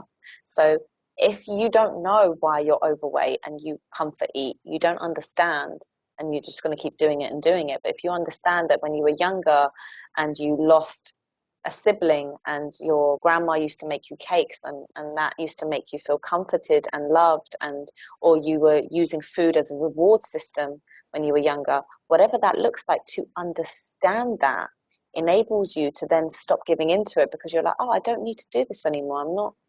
I'm not 7 years old anymore. I don't need to think about grandma's cupcakes making me feel better. I can go and have a hot bath instead, or I can go for a run, or I can go to a yoga class, whatever that looks like for you. Change that story and empower yourself, as opposed to giving into that program that's been running the show since you were 7. Mm. It reminds me of an experience I had some time ago. I had met somebody, a CAP facilitator, and we had hugged. And during the hug, there was like this magnetic experience, like magnets becoming one. And there was like this feeling of I'm home, I'm whole, like wow. And it was the first time that I had that. And so we did the session, and then after the session again, it was the same. So I went home, and then all these thoughts started to come. Oh my God, I think she's my soulmate. And started to write this whole message, like, oh my God, I think I'm in love, blah, blah, blah, blah, blah. And then like my reason or whatever, it was like, hold on, if this is real, it will wait a week. If this is real, just wait a week, because I didn't want to embarrass myself. So the days were passing by, and as the days were passing by, it became like a toothache that was hurting, like this missing, like I want to go back. I want that wholeness again. So I was doing like inner child work, a training of inner child work, and I had also like found a way to learn with feelings. So I focused on this feeling, and then I did a process with it, and really went to where it's coming from, and really went into the process. And then there was like this memory that came up of when I was a child, and I had the perception that I didn't receive the love from my parents. So there was like this feeling they didn't give me the love that I wanted or needed. And all of a sudden, there was this insight, this insight or revelation. Oh, the love was always there, but the expression of their love was limited by their own conditioning and ego. And once that was like, the insight was there, like my heart was like welling up, and I fell on my knees, I started to cry, and I felt so like happy and like, wow. And all of a sudden, I looked at the message, it wasn't true. I deleted it all. That's so empowering. And That's so empowering. I went out and I was looking at women, and I noted this subtle change in myself. It was like before, I was always looking at women with this almost like hunger feeling, this maybe she can give me, maybe her. And all of a sudden, I was looking at them and I was like, she's nice. But there was like this feeling of, I can have a certain experience with her, but I don't need anything from her. And it was like, whoa, before there was always like this need, which almost was like natural, or felt this is natural, this is desire for the other or whatever. And all of a sudden it was just like, oh, I can just have different experiences with all these people, but I don't need anything from them. So that was really, really, a very interesting moment. Turning point for sure. Yeah. Thank you for sharing that. Yeah, when you told me the story, it made me think of that all of a sudden. I imagine that something similar can happen or happens in your sessions as well. Yeah, you can trigger something like that, and that's the beauty of it, that the person takes that and then integrates that into their lives, and they have these profound insights that enable them to then have more meaningful, deeper connections later on. Because if you don't need anything from someone, you're coming from a different place. So how beautiful that you had that realization. So tell me about the retreats that you started to organize. Where did this idea come from? So a couple of years ago, I was with my soul tribe, and this is a different soul tribe before the new soul tribe as well came in, and we'd just played the lottery actually, and we'd all kind of put money into it, and we'd sat down and I said, right, let's all start talking about what we would do with the money, and just start to kind of get into that flow, right, get into that excitement, and try and manifest it. And when it got round to me, I said, well, if I win the lottery, one of the things that I would like to do is start running retreats globally. And at the time, I'd just come across CAP, and I just applied to be a facilitator, and I was doing rapid transformational therapy as well. And I said, I'd love to do kundalini activation and retreats around the world in these exotic places. And it was just sharing my vision. And one of my friends at the time was like, we don't need to win the lottery for that. I'll help you do that. And I was like, what? What do you mean? She was like, I've always wanted to do events. And this friend of mine is incredibly talented. There's nothing this girl can't do. Everything she touches turns to gold. She's super talented and such an asset. And she was like, I think we'd work really well together. And the beauty of it is she's very much in her divine masculine, and I've been coming into my divine feminine. So we are very much yin and yang and complement each other, so that my strengths and her strengths are different, and it really, really works. So she was like, let's do it. So within a few weeks, we were looking at locations in the UK. And then before I knew it, we'd secured a location and we'd started working on it, and it just rolled. And this is where surrender and flow comes in. And this has been the beautiful part of my process. When something is meant to be, it happens without your interference. Obviously, you've got to take aligned action, but it happens in ways that you can't even comprehend, because you're like, how is this flowing so beautifully? I haven't really done as much as you think you would need to if you're running a retreat. I'm not saying that doesn't work doesn't go into it. I'm not saying that. I'm saying how the doors are open. When you're on the right path, things just flow one thing to another and just effortlessly manifests. So we ran our first retreat in May in Canterbury at the Quaves, which was 19 acres of just magical land. And it was sensational. It didn't feel real. The whole time I kept pinching myself, like, you're running a retreat of your dreams. And people that came had the most profound transformations, and the things that they let go of, the things that they received, the upgrades, the downloads, the connections. We really are a community-driven retreat, and we're all about celebrating life and soul healing and deep connections. And what we ultimately want to do is bring people into a safe space that we can hold for them to let go of all their blockages, all their stagnant energy, all the things that are holding them back, and liberate them to act their divine essence and tap into their power and potential, while connecting with like-minded individuals who are all on the same journey.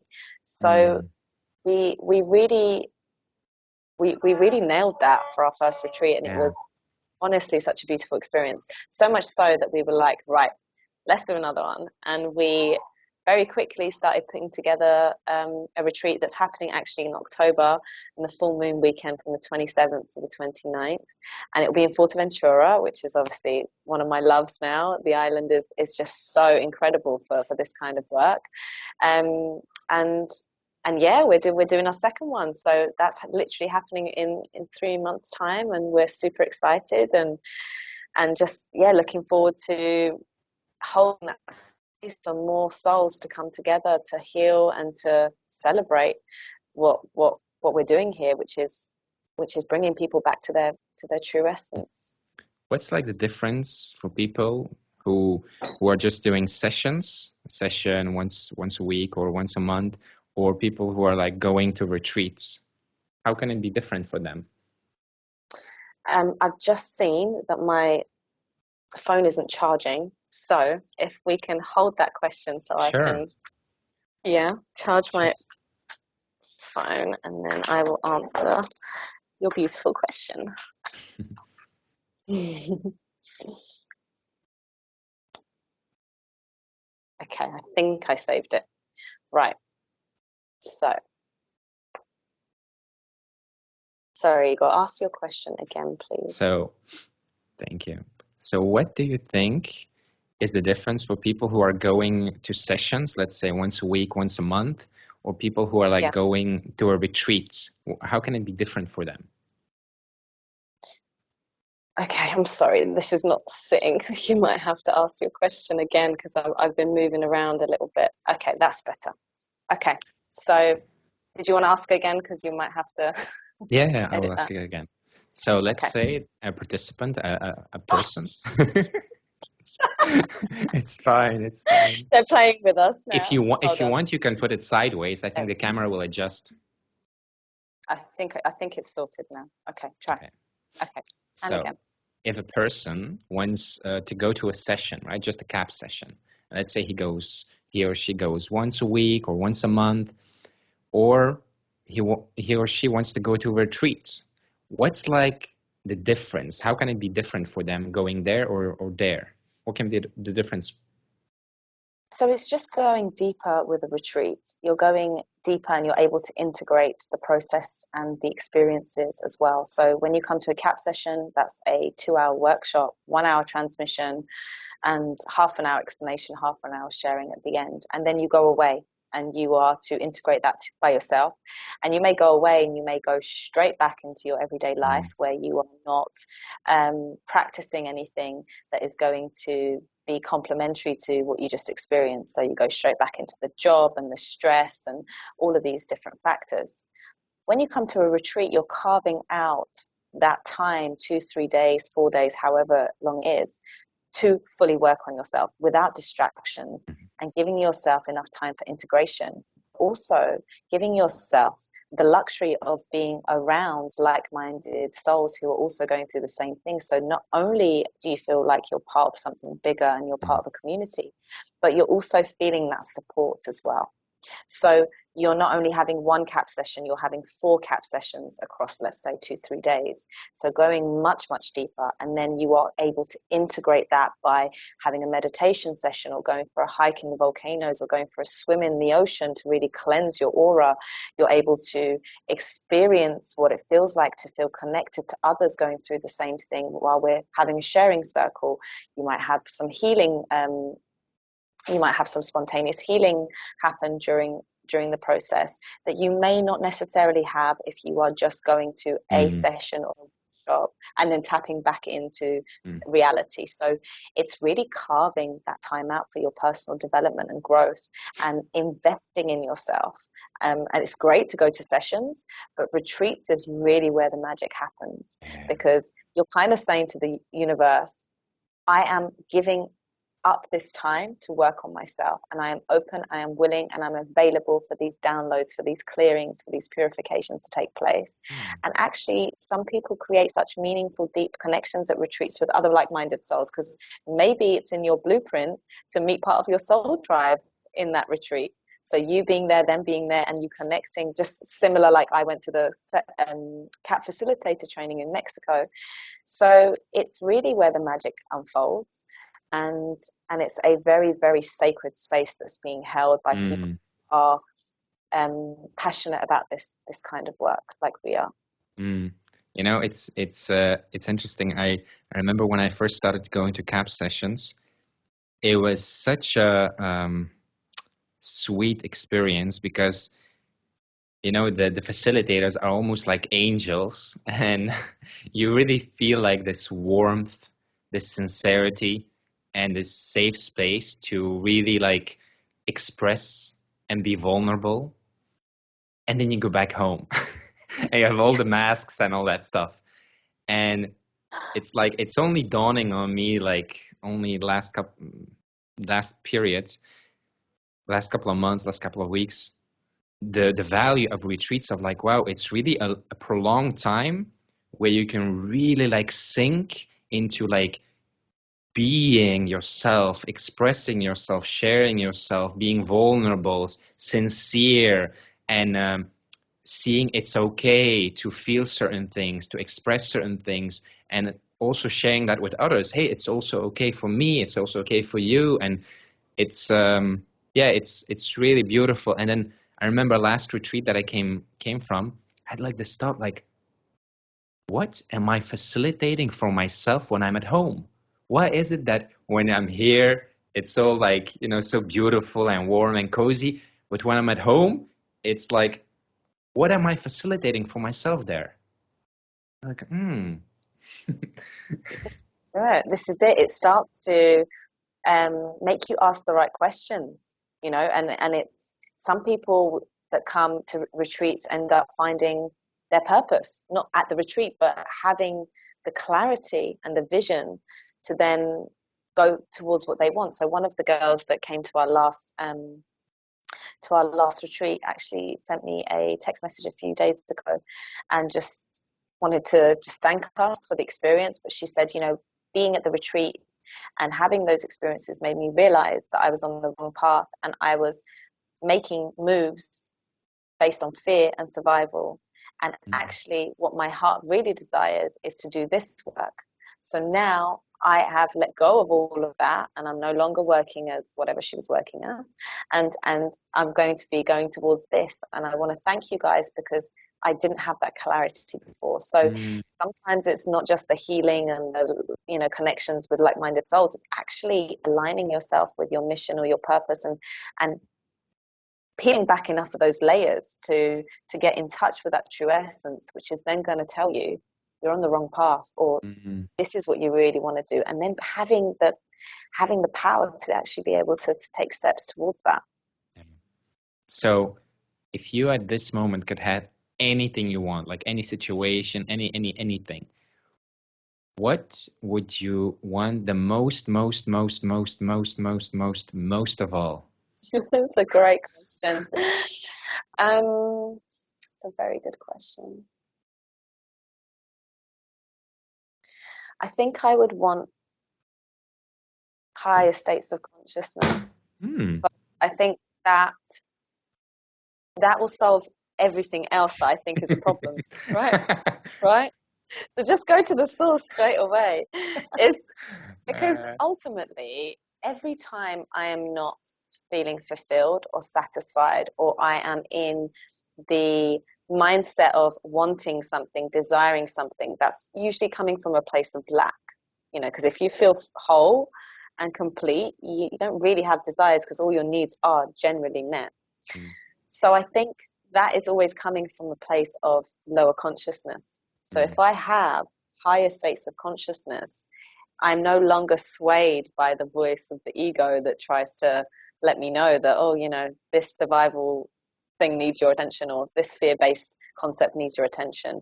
It's just like looking at the sky and the clouds are going past, and these thoughts and these feelings are just going past, and you're anchored in that higher states of consciousness. So I could say I want a house by the ocean. I could say, I want my own retreat center.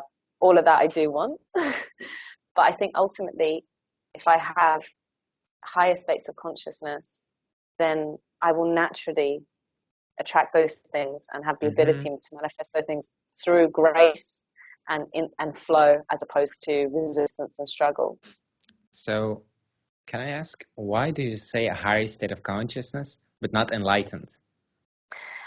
Because I was going to say enlightened, because I think enlightenment has this kind of label attached to it where it's like, oh, you're enlightened now, that's it, like that's it, you're like Buddha or you're Jesus, and I don't think it's that black and white. I think it's this constant evolution, because the ego doesn't ever really go away. So I don't know if you are familiar with Eckhart Tolle's work or Michael Singer's work, but when they talk about the ego, really, really resonates with me, because it's like the ego's still there. It's still doing its thing, because ultimately it is there to make sure you survive. So it is trying to come from a place of, benefiting you, but ultimately it's just been brainwashed and completely gone the other way. So that's never really going to go away. So that's why I feel like enlightenment is not just somewhere that you just reach and it stops.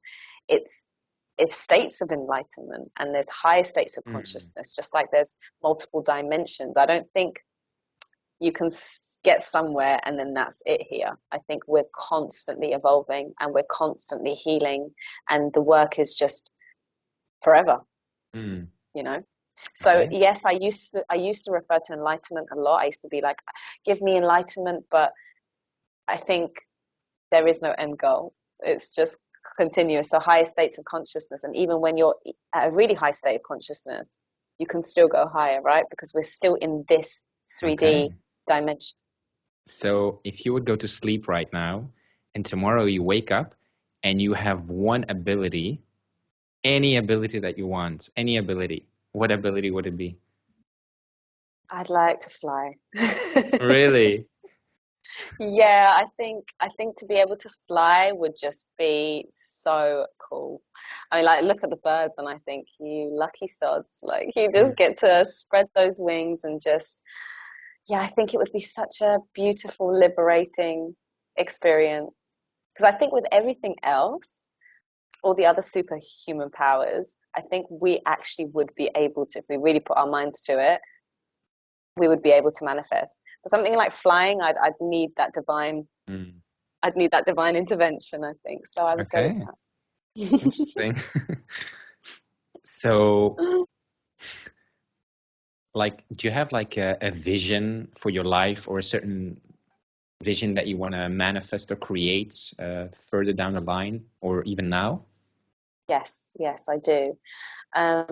So my business partner and I, who are doing elevation retreats, we have the goal to buy our own land Mm. and to create our own retreat center there, but to also build a community there. So we want to start growing our own food and have a restaurant or a cafe that does um, incredible organic plant-based meals. We want to build a studio where we could do cap sessions and run retreats. We want to bring up our children in a community like that and teach them the things that we want to teach them, and homeschool them and bring them up in a way that gives them Mm. every chance of success and evolution. So we've got these big plans, and I know that that's also part of my destiny. I feel it because it just feels right, and I'm not allowing obstacles or challenges to make me feel like it's a no. I'm understanding that it's redirection. So it's just the universe saying, not this way, try that way, as opposed to kind of thinking, oh, it's not happening. Why is it not? Why is it not happening? So that's the goal. That's the dream right now. Thank you for sharing. Mm. So, if you now turn around and you see your whole past, what's like the thing you've been struggling with the most? My past. Oh, very good question. I feel like I've really made my peace with the past. I feel like I no longer hold on to the past and what, wonder why something didn't work out or did work out. Mm. I accept it all, and actually, I can confidently say that I don't spend time in the past. So the future is another thing. That's and that. So I'm pretty much between the present and the future most of the time. But I don't really mess with the past anymore, which is really, really positive.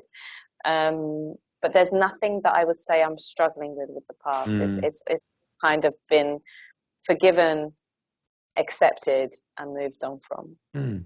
So, do you still have any challenges right now? Yeah, I mean, at the moment, with the amount of ascension symptoms that we're experiencing, the amount of Mm. light that is coming into the planet, the amount of portals with the 8-8 portal and the 7-7 portal and the full moons, and I'm very sensitive to energy. And there will be days where I wake up and everything is perfect. I wake up in this beautiful place and the sea is in front of me. I've got all my loved ones healthy and happy and there, and everything is perfect, but I don't feel good. I don't feel good. I feel down, or I feel drained or depleted of energy, and that is a challenge. So I know that's not me, and I know that I'm maybe tapping into the collective, or I am shedding for myself or other people, or it's just the energy of the planet right now that is so intense, and our bodies and our human avatars are trying to catch up where energetically we're already there. So that I find challenging at the moment. Um, Mm. and then I feel like the guilt sometimes comes in because it's like, you've got nothing to feel down about. You should be happy right now. What's wrong with you? And obviously that's the ego coming back from the back door. So it's learning to navigate these emotions and these states of beings, and being patient and compassionate with myself, and understanding that I'm also human. Yes, I'd like to think that, you know, I'm more anchored in my divinity, but I'm also having this human experience, and every now and then this human's not going to feel good, and that's okay. And just learning to be okay with it and accepting it. So I wonder, how was Sarvenaz before the whole awakening and when she was still working, and how is she now, like on an embodied level? What's like the difference? Yeah. You know, I think it was just very much in my masculine energy before, and now very much in my feminine energy. But something recently that's come to light, it's a great question, because it's actually linked to what I've been thinking about, working towards, is the balance of these energies. So I feel like right now I may even be too in my feminine. And because this has been awakened in me, and it's been something that's been suppressed in me for so long. And I love being an expression of the feminine and embodying her divinity. But ultimately, the true alchemist, the true master, is one that balances both. So you don't want to be too in your feminine or too in your masculine. So the Sarvenaz now needs to learn how to balance and harmonize both the energies, and then take aligned action from that place. So I think really it is literally that's the difference between the two versions of me. So on a heart level, if you feel in your heart, do you feel like you have inner peace? Yes. Yeah, I really do. I feel like that's our true essence, really. That's what we're made of. Peace, love, bliss, joy. Those are the vibrations that are home. And when you peel away everything else, I think what is left is peace, because ultimately everything is okay, and everything is working out for our highest good. It's our minds that create resistance and problems and challenges and drama around things. But if you don't get consumed by the mind, then it is peaceful. So if somebody had an underdeveloped expression of their feminine or masculine, or it's imbalanced, how would you recommend somebody would go on healing and integrating that? So I think, again, I go back to meditation. I think it's really important to tap into the powers of meditation and be able to connect with both these energies, because you've got to remember they're your energies, and they're there waiting for you to recognize and acknowledge them. So there's many YouTube meditations where you can connect to your feminine or masculine energy, or you can even just close your eyes, go into stillness, and ask to be connected with that energy, and then try and communicate with that energy and try and find out what it is that that energy needs you to do to body it more, or it needs to do to be more balanced. I think ultimately we're always looking for the answers outside of us, but actually we have all the answers within us. And people don't realize we're powerful enough to just tap in and ask ourselves what we need, as opposed to go and pay someone to tell us what we need on a consultation or whatever that looks like. So if you have the whole of life, what parts does CAP play in your life? Is it like a part of your life, or does it have part in the like the general or the wholeness of your life? Yeah, definitely the wholeness. It's everywhere in my life. It's not only the work I do, it's the kind of principle that I try to embody on a daily basis, with that surrender, flow, and that tapping into that divine feminine energy. It's also the thing that I probably talk about the most, whether it's with friends, family, or just generally people, because I'm so passionate about it, and it's such an interesting topic. So it's one of those things that I just can't get enough. It's so Moorish. So yeah, it definitely has a huge weight in my life, for sure. How do your friends and family react to you making all these steps right now? They are very supportive. The majority of my friends have tried CAP. It may not be for them in terms of like carrying on with it, because they're just not in that space where they are ready. But they've been super supportive. My mum loves it, and she's been there from the get-go with me. She came to my training with me in Mexico. She was at my retreats. She's been a very big support. But ultimately all positive, and I feel like everyone kind of aren't surprised. They feel like it's meant to be. It suits me. It feels right. Do you believe, like, in terms of relationships, that they are like soulmates or twin flames? What's your thoughts on those things? I think we have multiple soulmates in this life. I think, your soul tribe are your soul's mates, your soul's friends. Some are romantic and some are not. I think they're sacred partnerships. I think people come into your life for a reason at a particular time, whether it's a blessing or a lesson. That's something you've got to find out, but there is a lesson or a blessing in each of these partnerships. And I think you just have to be open. You have to be open. And what's made you laugh? Because only somebody who has had to learn the lessons would say that. Right, exactly. It's and it's knowing that they're your biggest teachers. Yeah. I was watching something the other day that was so on point, and it said, forget the plant ceremonies and the mushrooms and the meditations. If you really want to learn about yourself, get into an intimate relationship, and all of your stuff will start coming to the surface. So actually, it's a mirror. These people that are in your life that come on an intimate or romantic basis are a mirror of you, and the things that they trigger within you, they're your teachers. They're showing you still what needs to be worked on. So do you feel that you are 100% authentically, sincerely expressing who you are all the time? No. No, I've got way more to offer, and so many layers to me that I'm still not showing. And that's because I'm not ready, or I'm not at that space yet where I feel comfortable enough to expose my vulnerability. It's a process, and I'm trying to, again, be compassionate and patient with myself, because I know that when the timing is right, all these things will come out. But no, I can't put my hands up and say I am 100% authentically the full expression of Sarvenaz. And recently, the way I've been trying to think about it is, okay, you're only going to get this one lifetime as this avatar. Doesn't she deserve to be in her full expression? Doesn't the world deserve to see her fully for everything that she's got to offer? But that's easier said than done, because I'm still healing, and I'm still integrating, and I'm still processing, and I'm still down.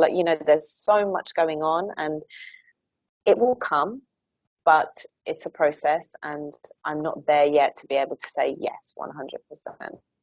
Do you think that you need more experiences, or that you need to let go of things more?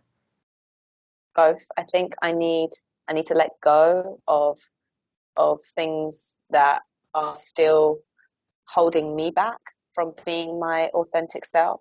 And I think that in order to do that, sometimes it helps to have more spiritual, mystical experiences that enable you to understand that it is bigger than this picture that you're seeing with your physical eyes. There is more to it.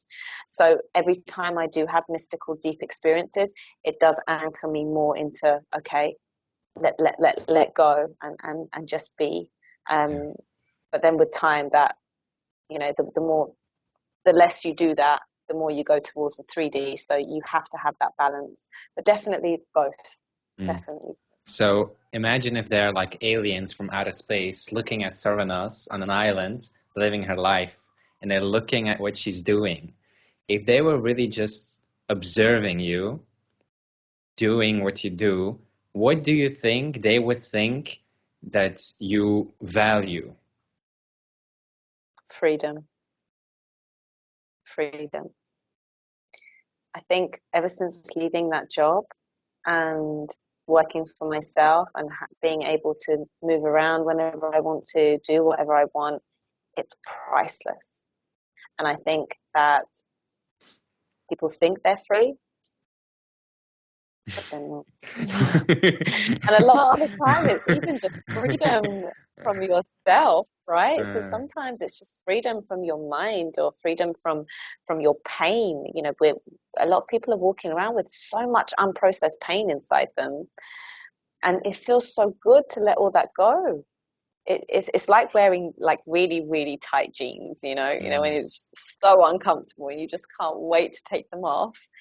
That's what it feels like, but just overall. So freedom, I think, is the biggest thing for me. So you don't have to answer this, but I wonder, did you ever have in your life an experience where your whole world broke down and was reduced to ashes, and you were completely lost and you had to start over from zero? And you allowed yourself to really break down?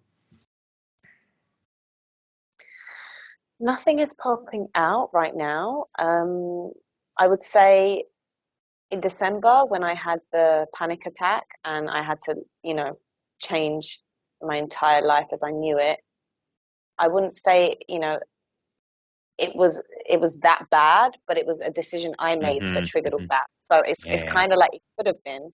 I think if I didn't act then, that was what would have been in store for me, because it's like the Tower card in the tarot deck. Yeah. It's like the chaos before things are going to get better. So sometimes I think the universe will try and like nudge you gently. If you get it, great. If you don't get it, it will bring chaos and it will bring all of that just to get you to go to where you need to be. So I think I've not allowed it to get to that point yet in my life, but who knows what's in store, right?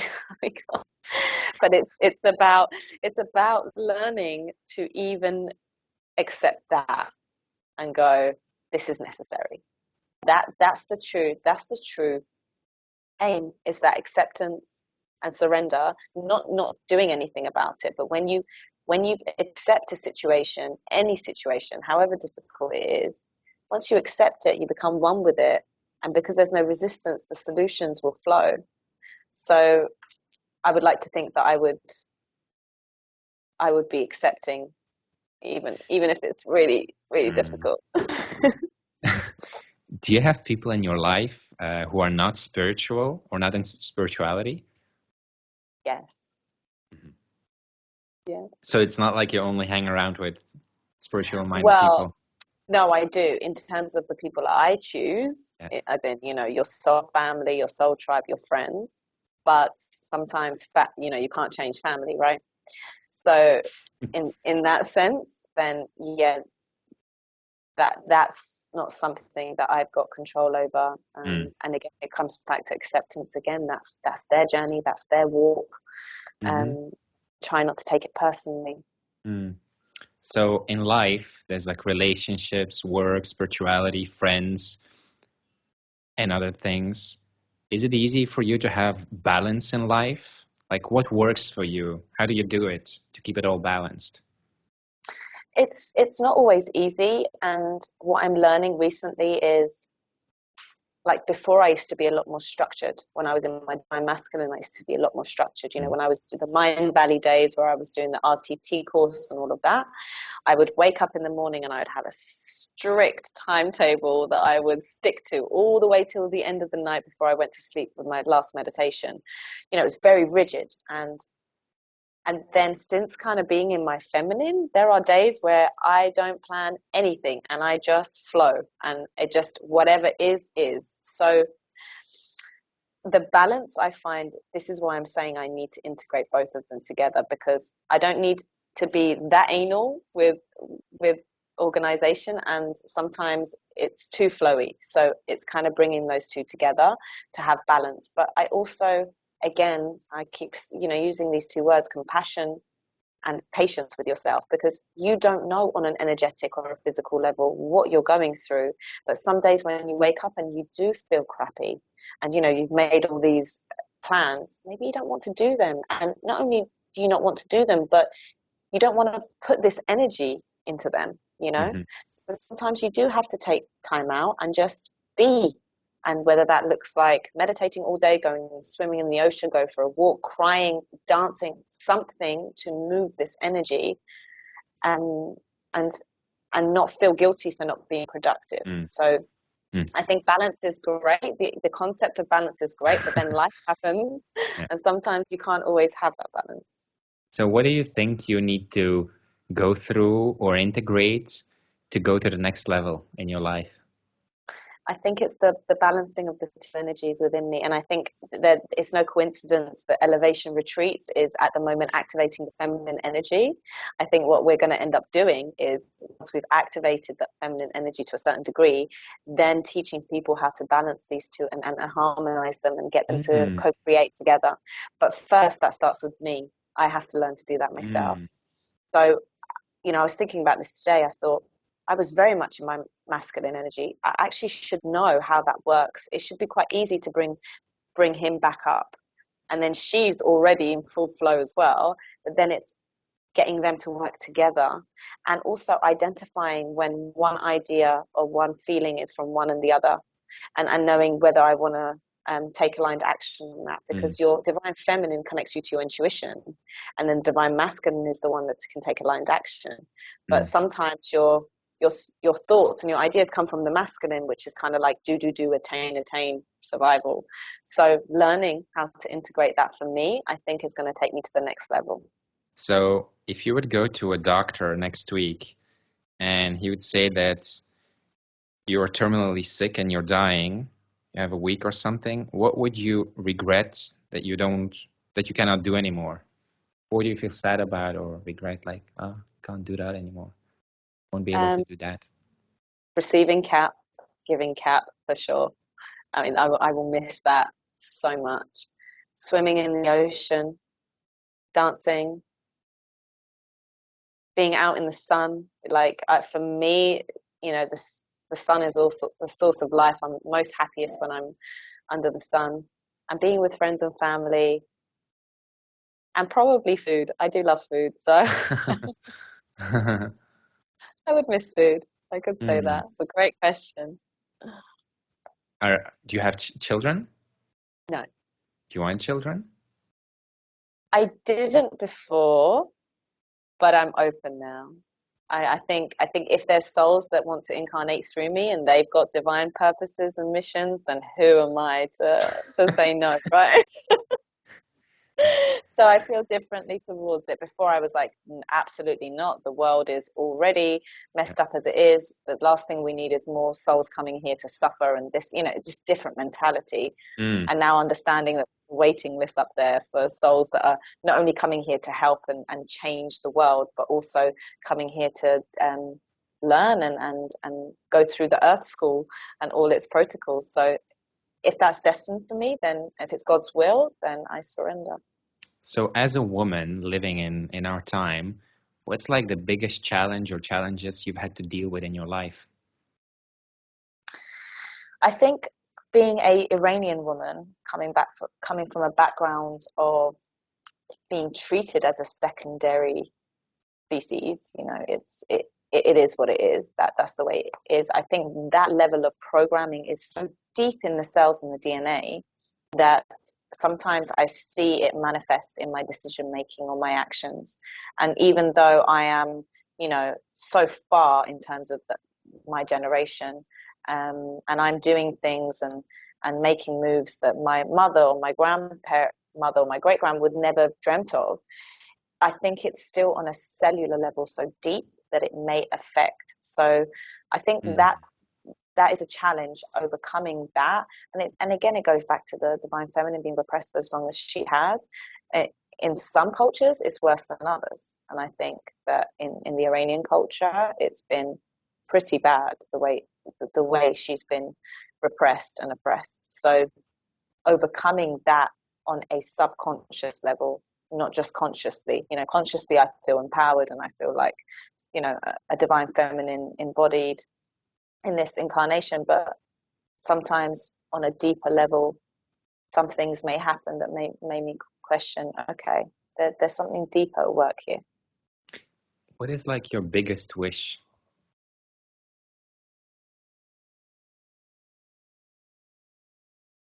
My biggest wish, I think, is to feel like I'm living in 5D, that fully, like not looking back. So it's like waking up one morning and just collaboration and unity and love and peace and abundance, and it's just that vibration all the time.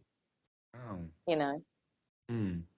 So if I ask you, Sarvenaz, who are you? And if you really feel into that, what can you say? I am divine, and I still haven't learned the depths of who I am, so I can't really answer that question in the way that I would like to. But the first thing that came up as you said that, and I closed my eyes and tapped in, is I am divine. And we are all divine, you know, but it's you recognizing your divinity, you understanding that you are sacred and holy and worthy. And I think the more I tap into that, the more that question is going to be able to be answered in the most magnificent way. So if there is a process like in your life and in your person, in your development, where are you now in your process and where do you see it heading? So I think I'm still, as I said, I'm healing, I'm growing, I'm learning. For me personally, the pandemic, I started waking up before the pandemic, but the pandemic and COVID was really the main catalyst for my awakening. So personally, it's only been, 3 years for myself. It's been very accelerated because of CAP, because CAP accelerates everything rapidly. So I think it's felt longer, but actually in hindsight, it's been 3 years. So I'm still very much in the stages of releasing and integrating and healing still myself. Yeah. I think the more I do that, the more then I'm able to support others in their journeys. I've been getting a lot of downloads myself and having conversations with other people about doing some form of life coaching, spiritual life coaching, ascension life coaching, that kind of concept. And it's something that really speaks to me, and I think I would be not only good at it, but able to really integrate my own experiences and things that I've been going through to be able to support others, because I see how much I struggle sometimes day to day just with the energies and not being able to sometimes navigate these emotions. So learning how to work with them and not judge them and accept them and utilize them, I think I would be able to support others in that. So just still working on myself is my process. And then the next stage is then supporting people further in theirs.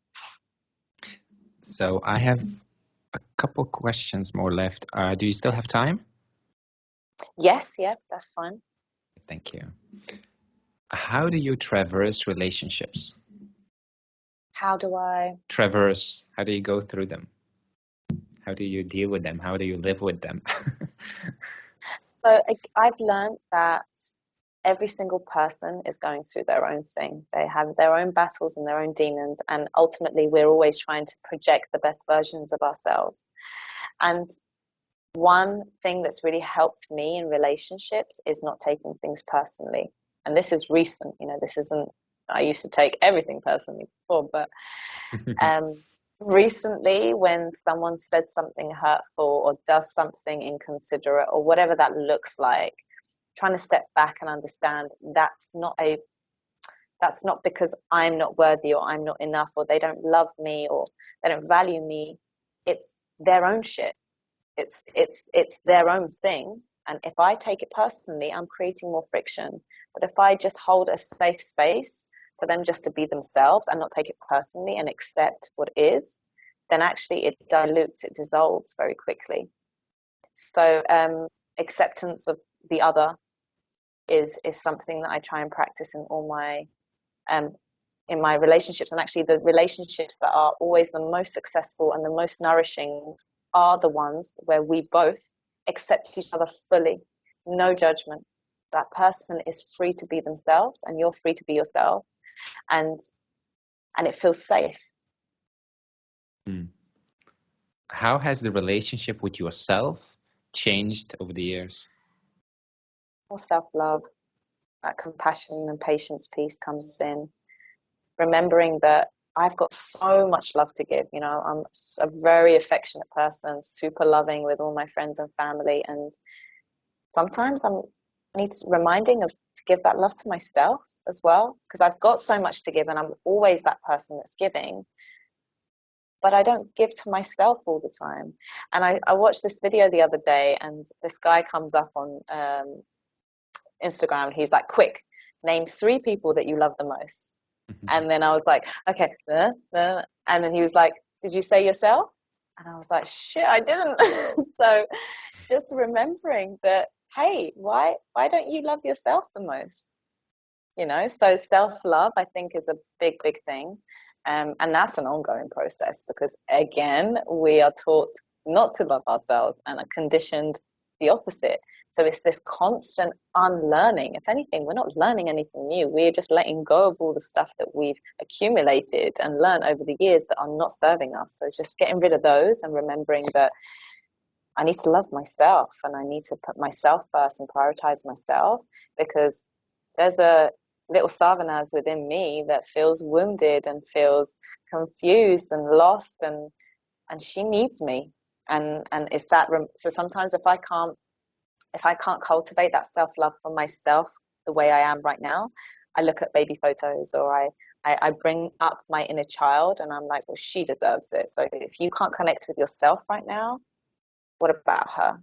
And then I'm able to bypass that feeling. Yeah. What do you think people look for in relationships?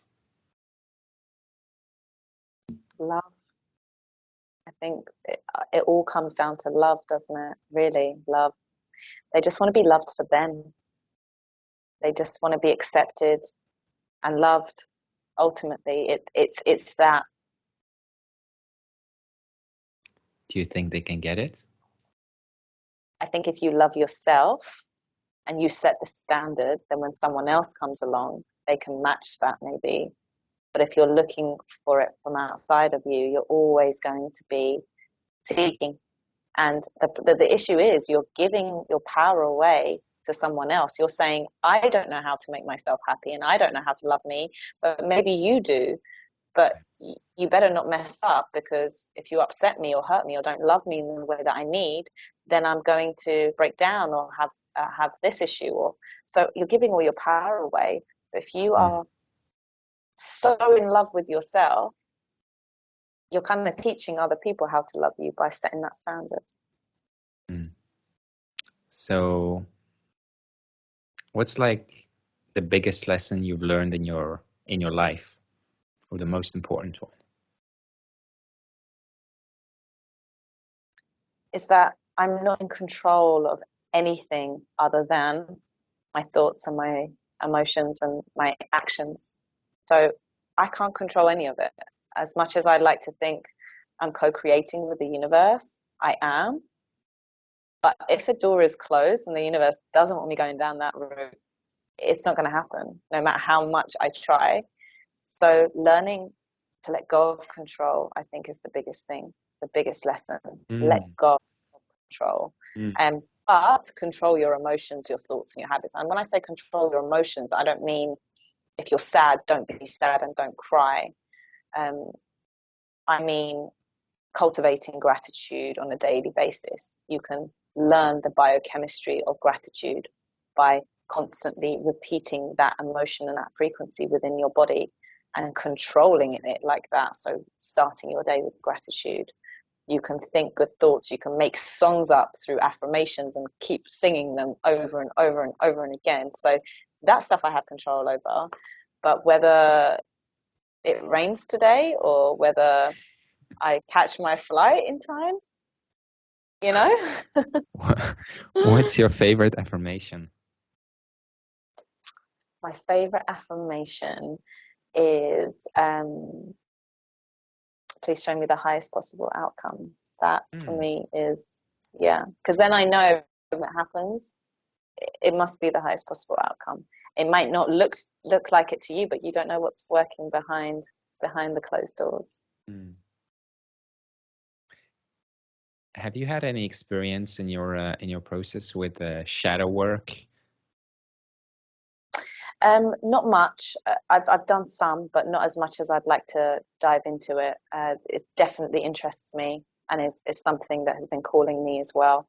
I think I've got quite some more inner child healing to do, and then shadow work is next on the list for sure.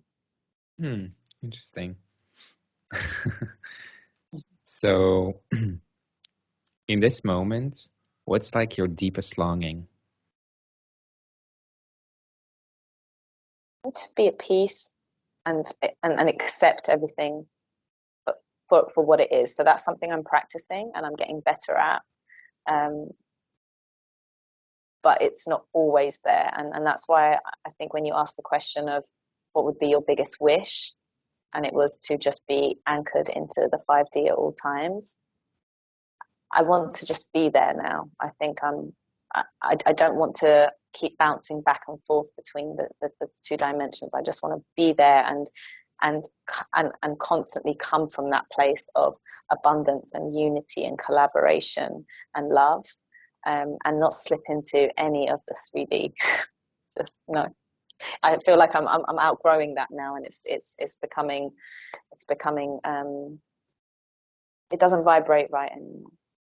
So if you rise up right now and you look at your life from a higher perspective, do you still have places in your life that you are avoiding, or there are avoidance mechanisms?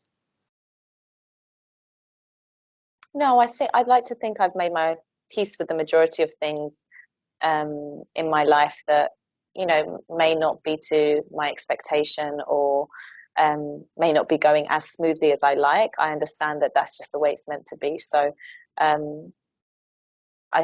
think I've forgiven myself and others, and I practice forgiveness a lot. I think it's so important. Forgiveness, not holding grudges. So I'd like to say that no, I think that's pretty good if I look down at my life, and there isn't anywhere where I'm still feeling quite icky about. Okay, so last question. Close your eyes and put your hands on your heart and just relax into your heart space. Breathe in and out into your heart space. And with your attention, allow yourself to sink deeper and deeper and deeper into the core of your heart space. Like a feather dropping deeper and deeper and deeper. And I'm going to ask you something, and I want you to allow the impulse to come from the heart, not from the mind, but from the heart. So when you are as deep as you can be in your heart, can you from your heart feel what is your deepest longing? To be free. Of what? Conditioning and of survival-based fears. To just be free to be me, completely authentic, full expression, full embodiment. So while you're still in the heart, can you from your heart feel what is the next step for you?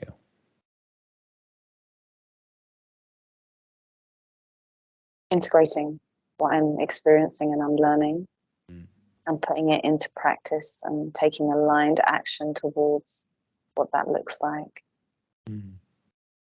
Okay, open your eyes. Thank you. Thank you so much for your time, your energy, your presence. I will link your profile and your bio in the description. Thank you so much.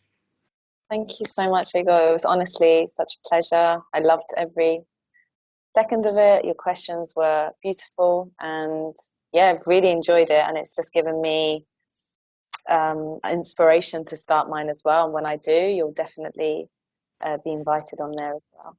Thank you.